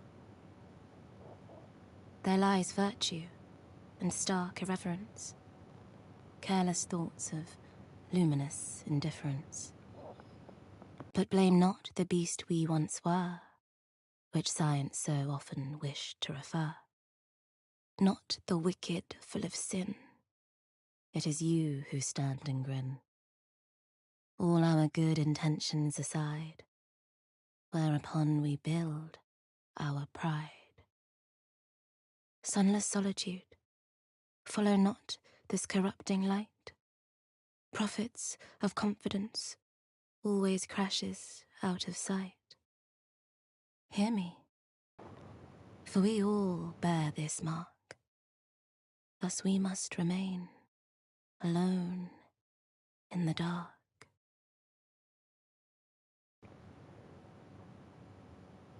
She's got talent.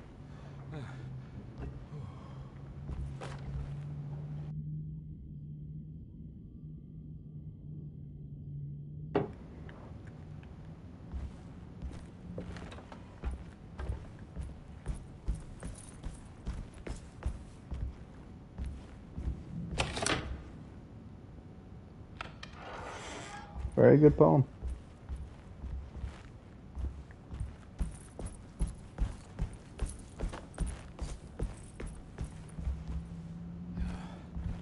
Yeah, fire poker over pickaxe.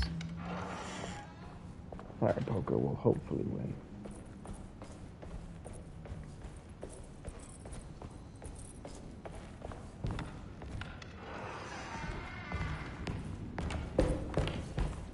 I need the key.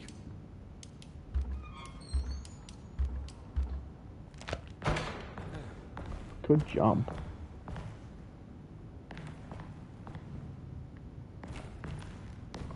Okay. Okay, next is Lottie's room. To get the, something. Whatever's in her box.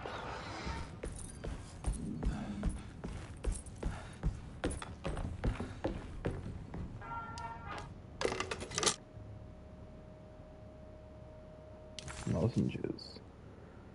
One of several medicines prescribed by the author Cassandra Beauregard. This particular bottle contains tablets said to relieve sore throats and contains 2 vital vitamins.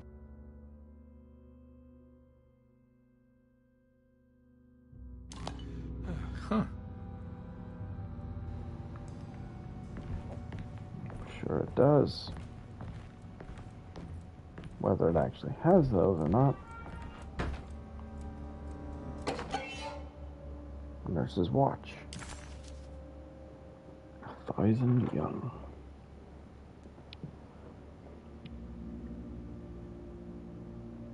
What the?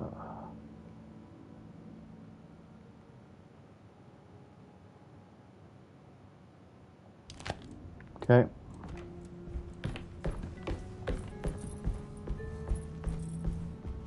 Next is sitting room. Ruth seemed like a handful. Her talk about Jeremy and the Dark Man made it sound like she might know something of importance. But ultimately, it felt like a dead end.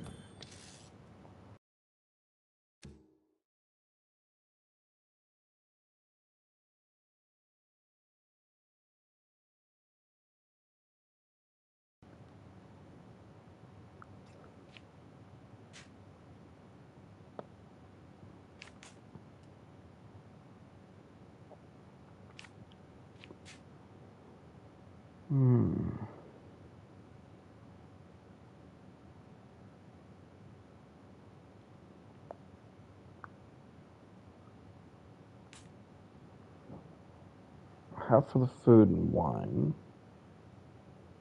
Infirmary. Sitting room. It's on 2nd floor. Through the gallery.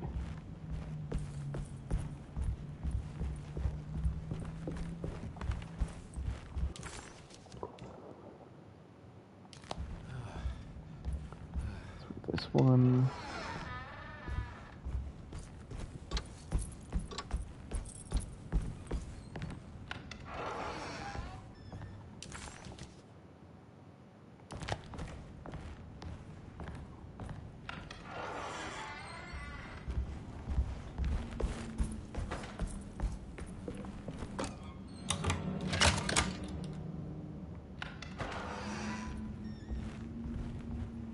There's something missing.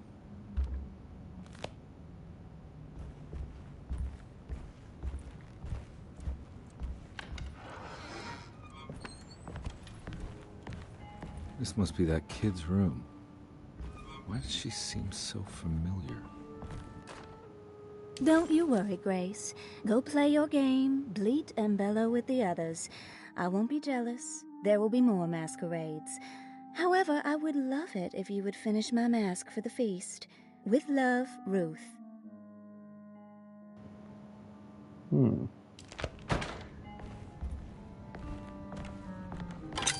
Mask.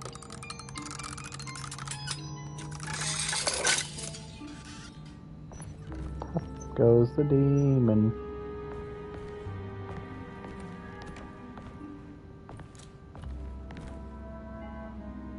Yep, that's not creepy at all.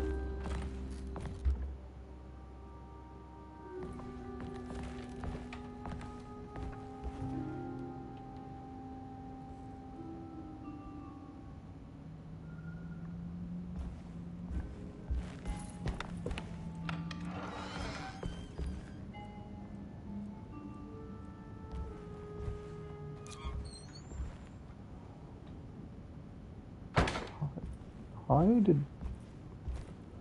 Oh. From this angle, it looks like someone just twisted an apple.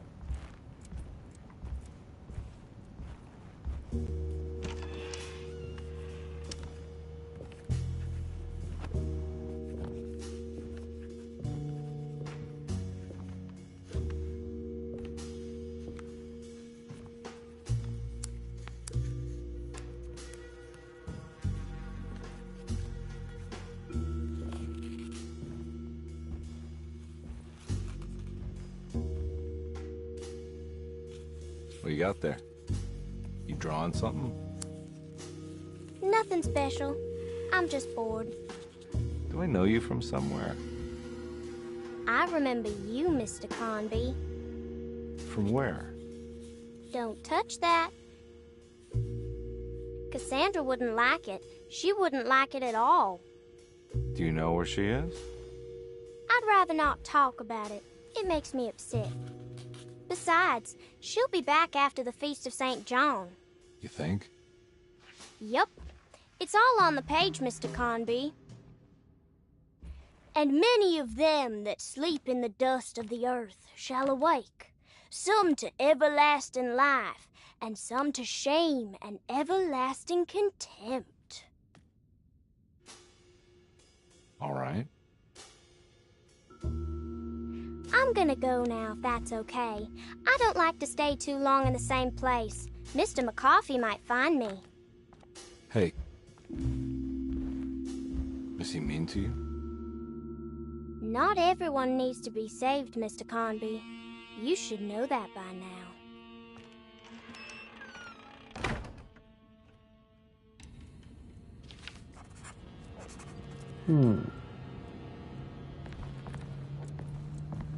Not everyone needs... So this is where Cassandra Beauregard ended up. For some reason, I thought she died years ago.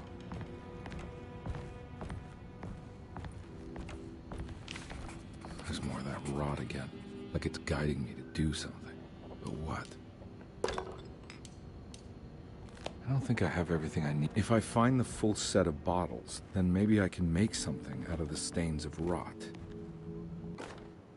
Miss Beauregard, I picked up your medicine at the post office today. As you understand, it needs to be administered by the orderlies for your safety. I've put the box in Lottie's room for now, and I'm sure she will find you as soon as possible. Mr. Waits.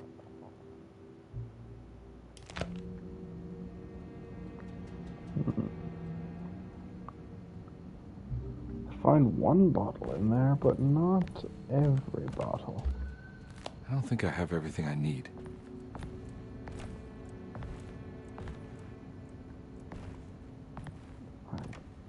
Oh. One of several medicines prescribed to the author, Cassandra Beauregard, this particular bottle contains an ointment for pain relief, sold as the fourth version of the company's popular recipe.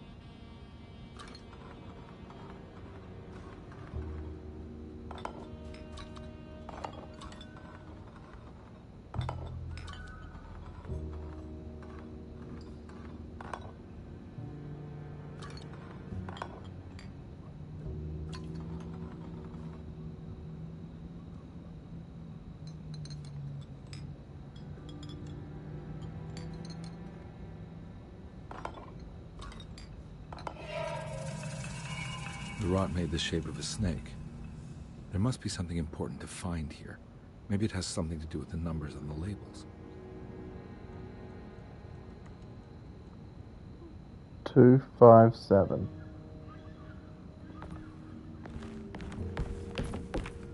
It's another one of those strange padlocks.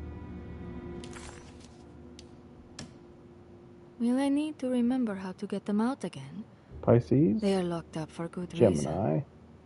I am Leo. sure she is still able to whisper the answer.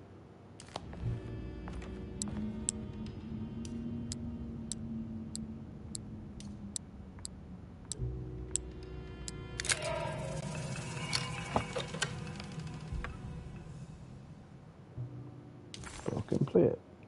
Piece of a larger decorative plate has a light and almost wood-like quality. It's another piece of broken plate.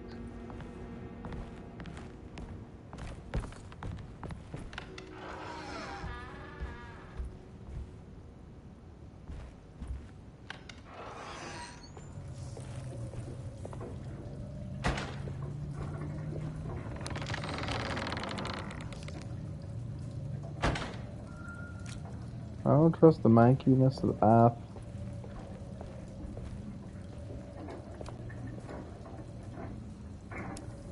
Last time there was any kind of mankiness, there was, like, demon things.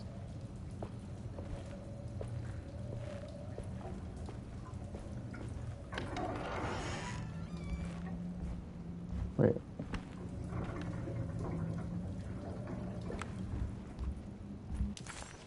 The medicine bottles had stains of rot on the labels, suggesting some greater shape. They just needed to be put in the right order. But for what purpose?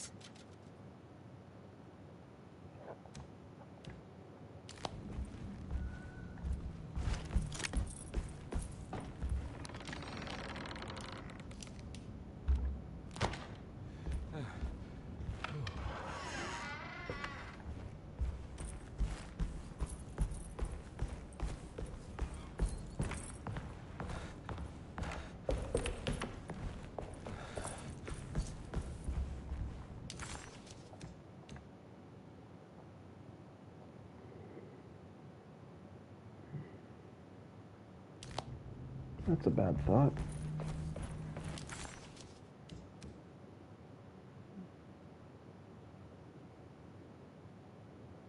Okay.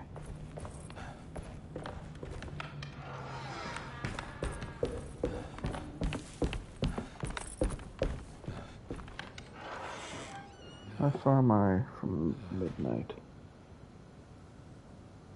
Less than an hour to go. Less than an hour and I can finally go to sleep. For the first time this week.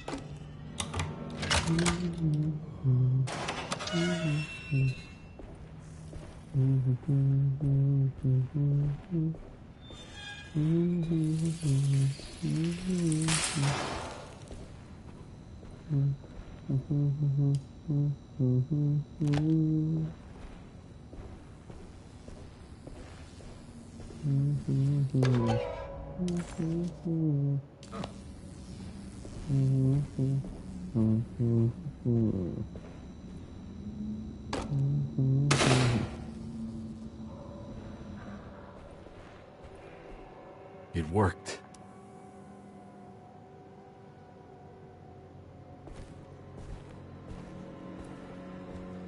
Bite that, buddy.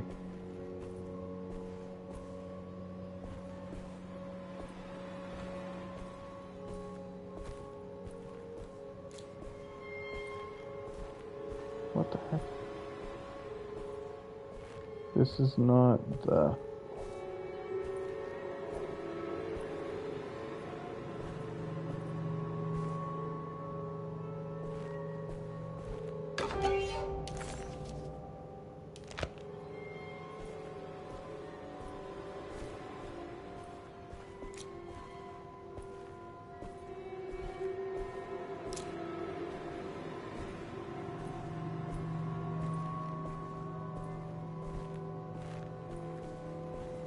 We should unflip it now that we have it, because now we have no power.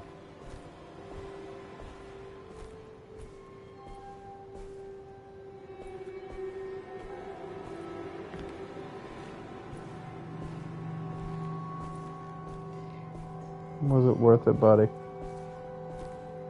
Cutting power to everything for a single valve. Was it?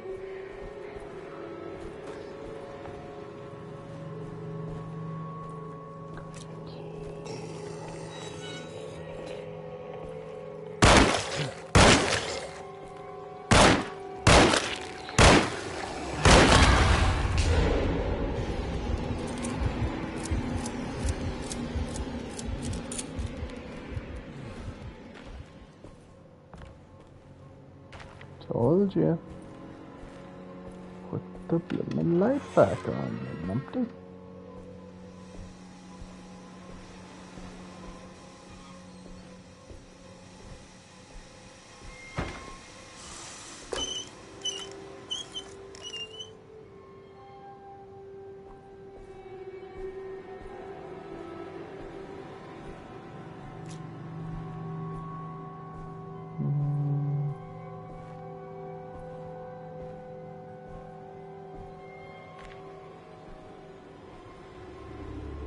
Jeremy?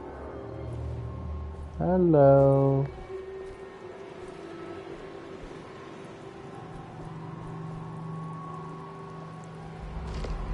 Why are you growing eyeballs? What the hell is going on?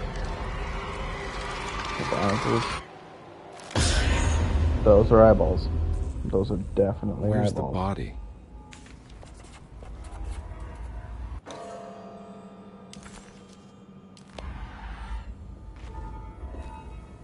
Yeah, those are eyes.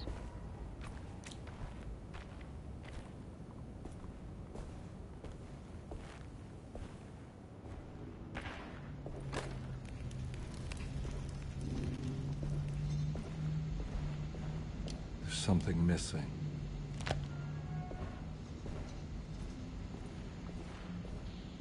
It's another plate for the talisman. Like the other one, it's broken and missing some pieces.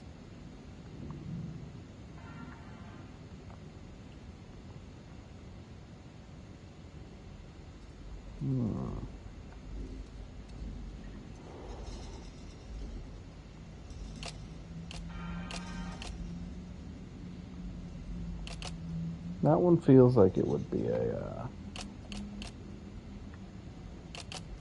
like that.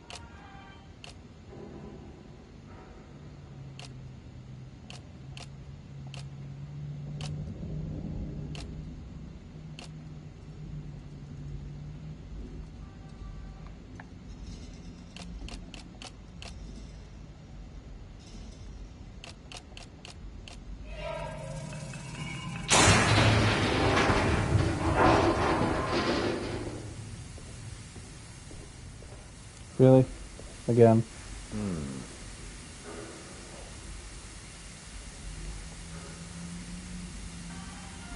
5, 7, 9.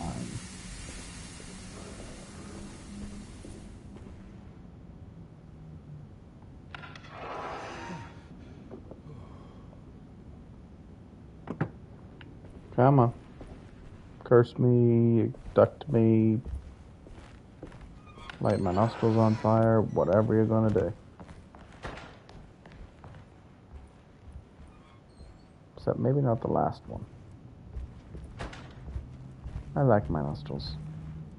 Well, kinda. Carnsby didn't know what to make of the grotesque vision of the dead clerk.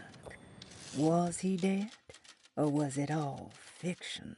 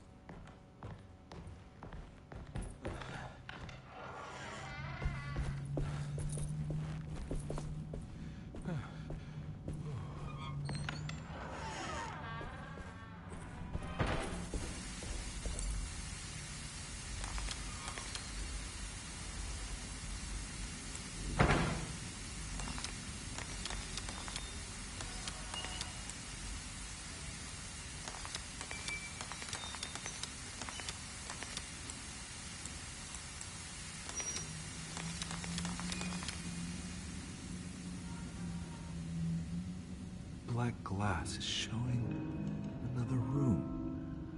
Must be a way to another one of Jeremy's memories.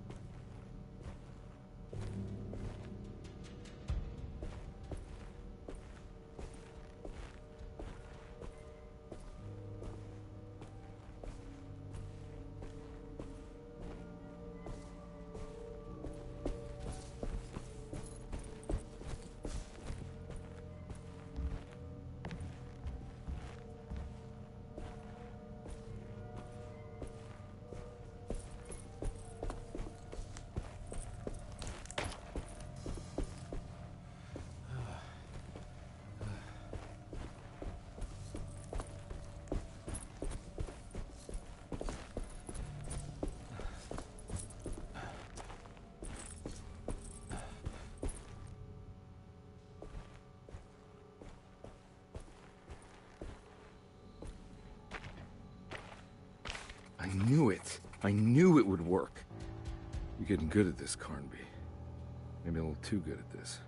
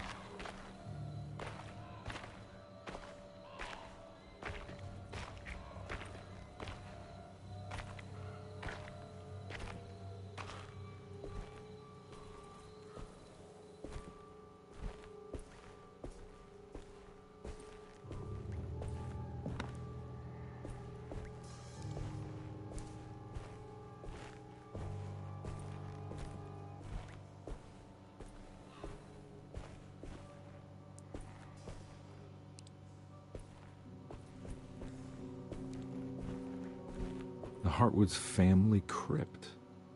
Emily's family must have deeper roots in New Orleans than I thought. I figured she was a Yankee like me.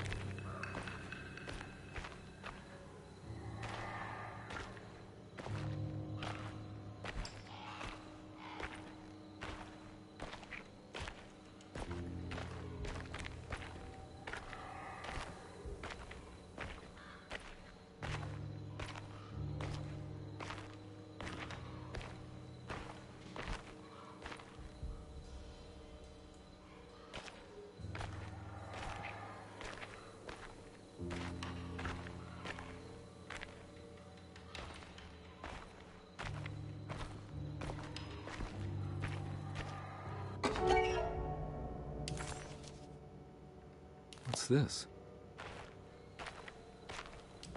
Now what do we got here?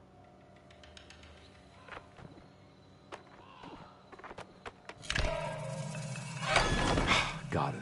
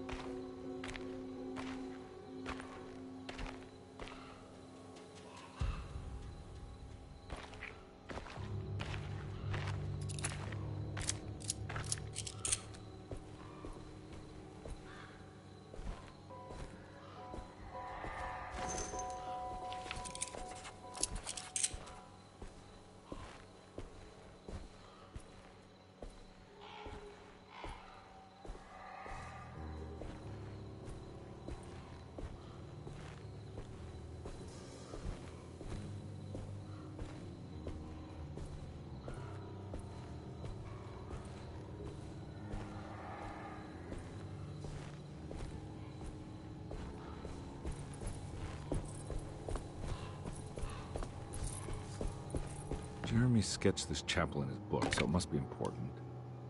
Looks like I'll need more medallions to open it, though. I don't think I have everything I need.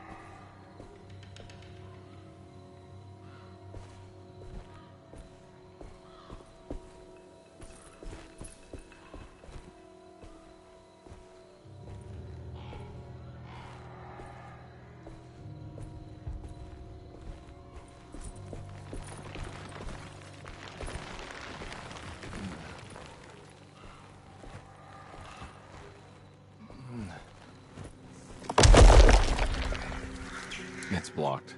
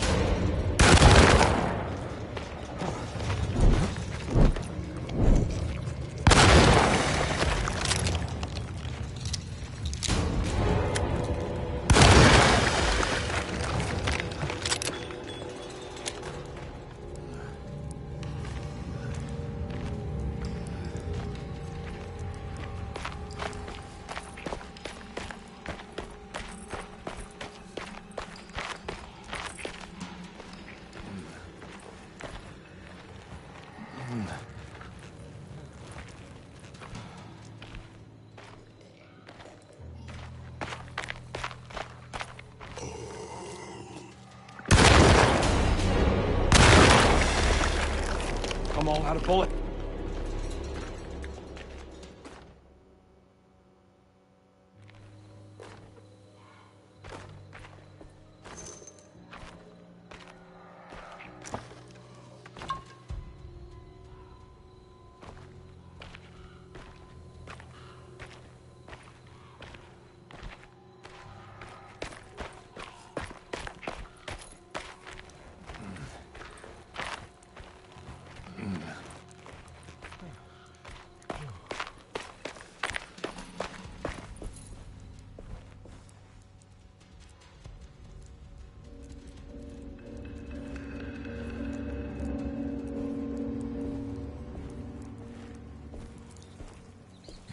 Need more bullets.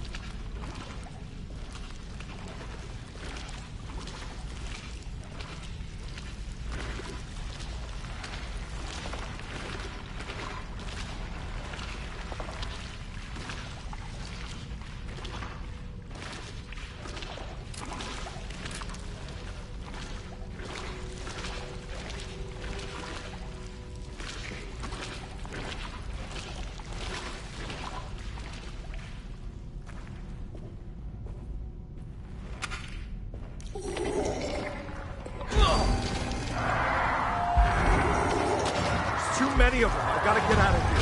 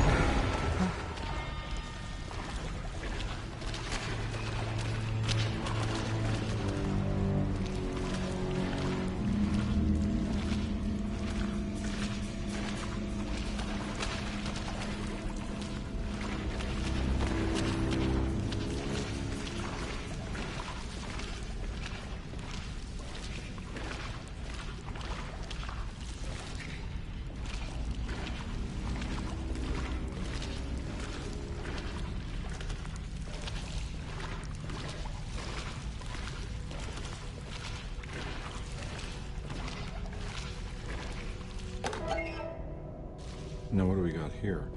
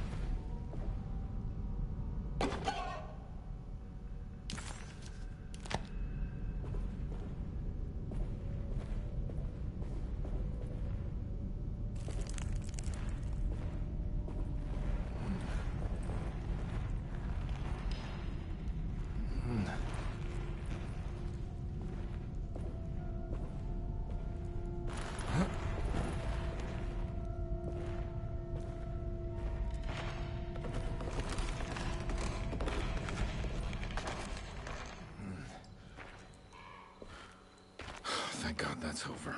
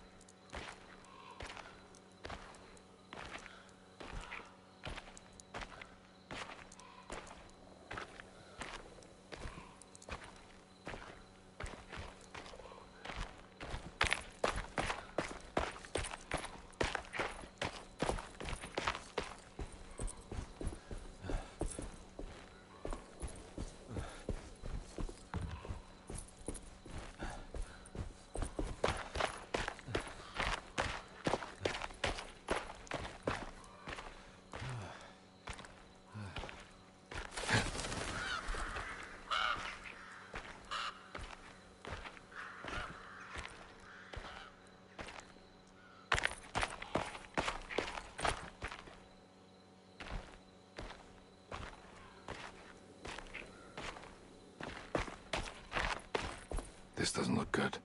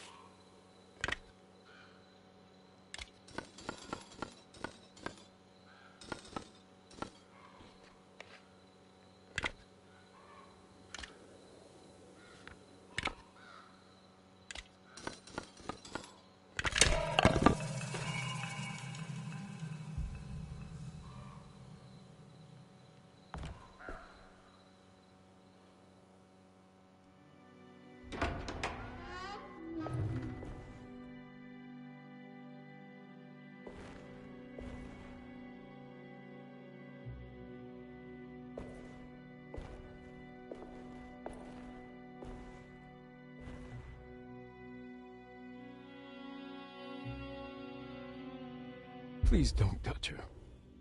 Jeremy. What are you doing here? Everyone's looking for you. I know, it's all a big mess. No one understands. I'm just trying to keep evil at bay.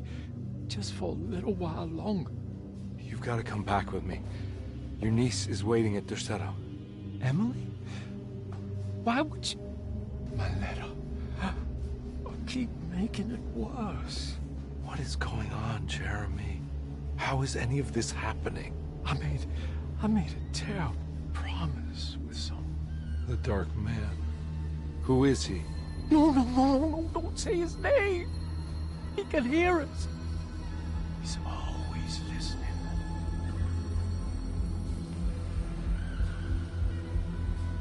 Jeremy. I need to understand what is going on. I promised him everything. When the sun rises, I will be chained in his sunken desert temple for an eternity. But at least the evil about to awaken in Deseto won't harm anyone outside of that cursed place. You're acting crazy, Jeremy. I want to help. There's nothing you can do. Then what's all the business about Teruea? Why did you want to go there? Well, I can't go there. Not allowed. But you wanted to. Can I go? Tell me, will it help me to break your pact? Is there something there that would help? Why would you give me hope? That's so cruel. Okay. Sounds like we're onto something here. What should I— Look out! Behind you! Run! Don't let him take you!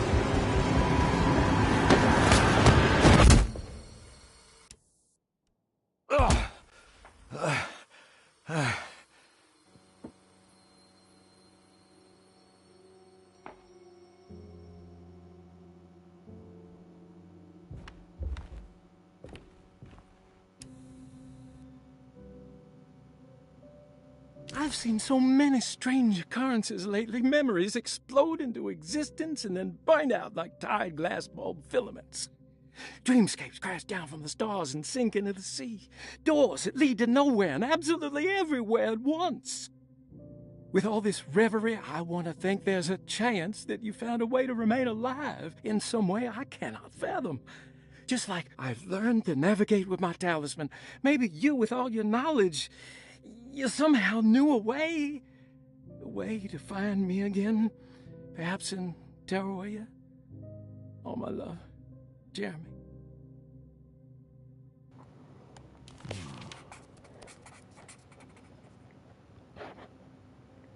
The key to his luggage.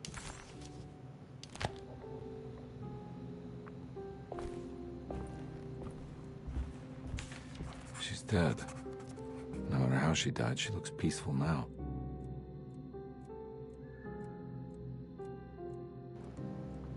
So that's two of them. But one died very different to the other.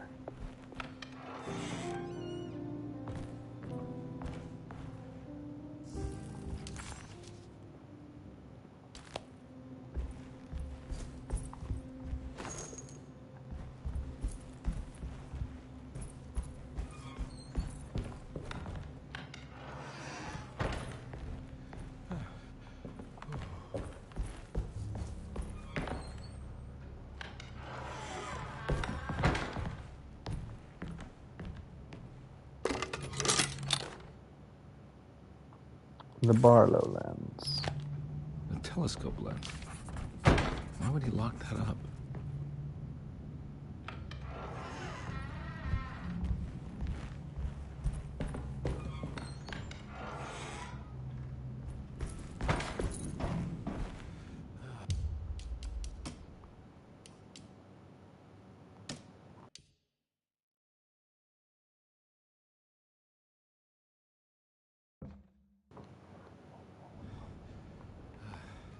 Soon, only a few more minutes to go. What the?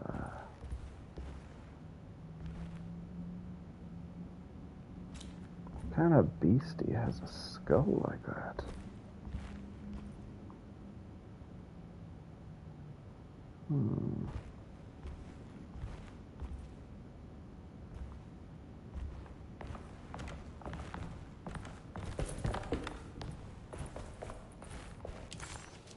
Jeremy had found a way to enter Teruea, but he wasn't allowed to go.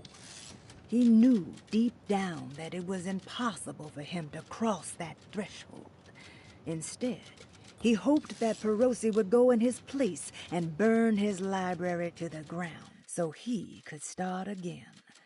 But she never got the chance. Perosi had her own problems, her own demons, and she died suddenly one day without warning.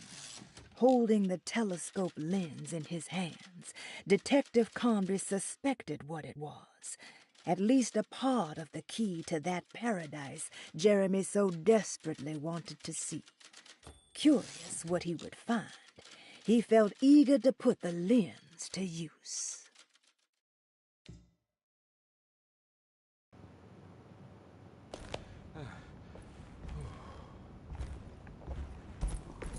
Away we go.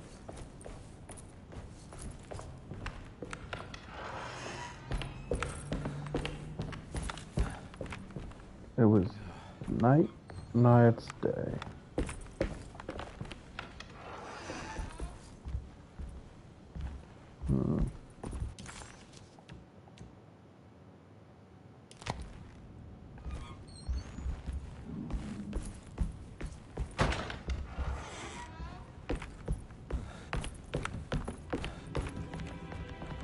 Don't you dare. To modify. Again.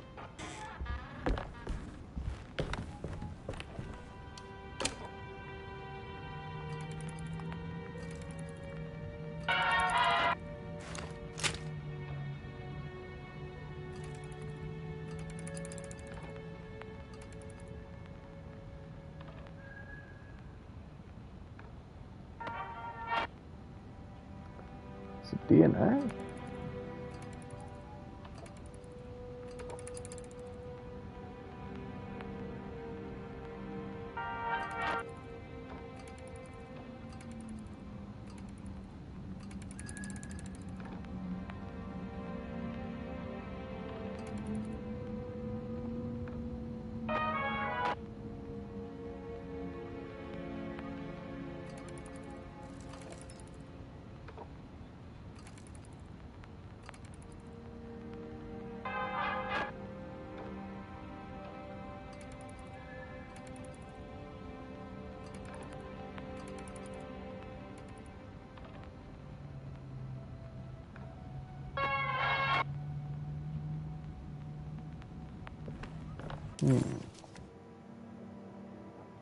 Answers in the stars.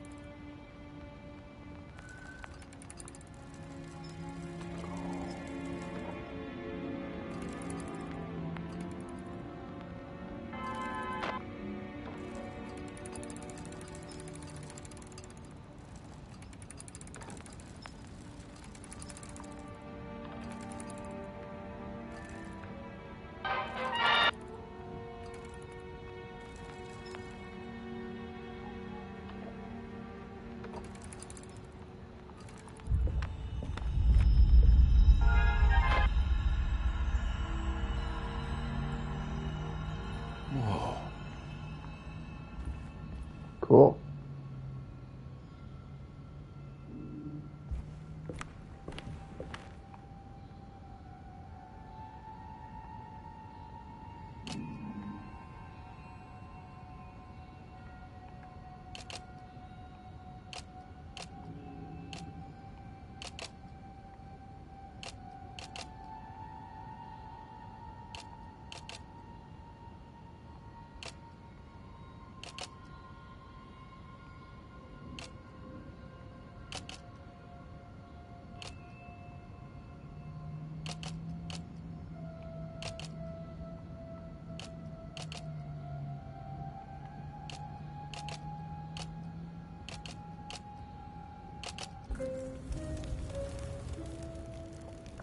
Nine 4-1.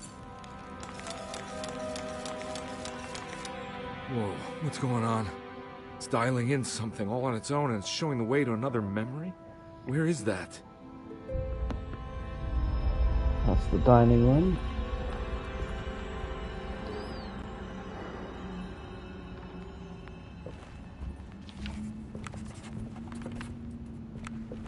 Another world seeping into Deseto. Was this a taste of that mysterious Terrawea?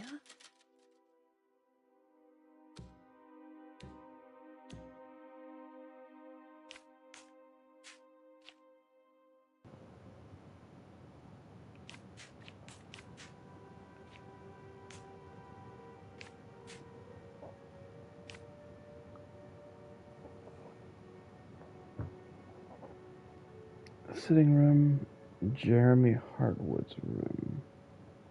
Mezzanine. Small parlor. There's a bunch of places that aren't finished.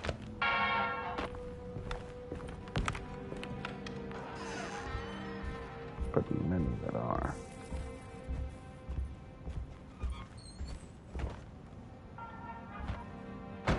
I'll be back to this place. Eventually. I don't know why, but there's got to be a reason why it's still purple.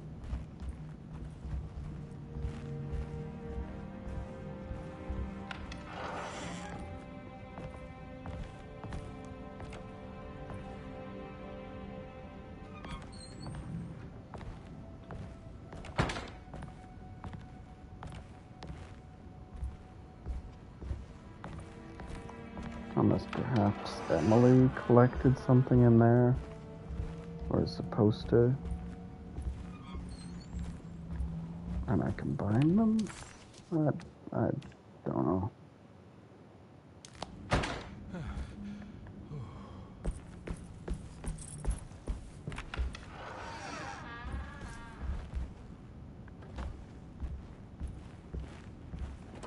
Here we go.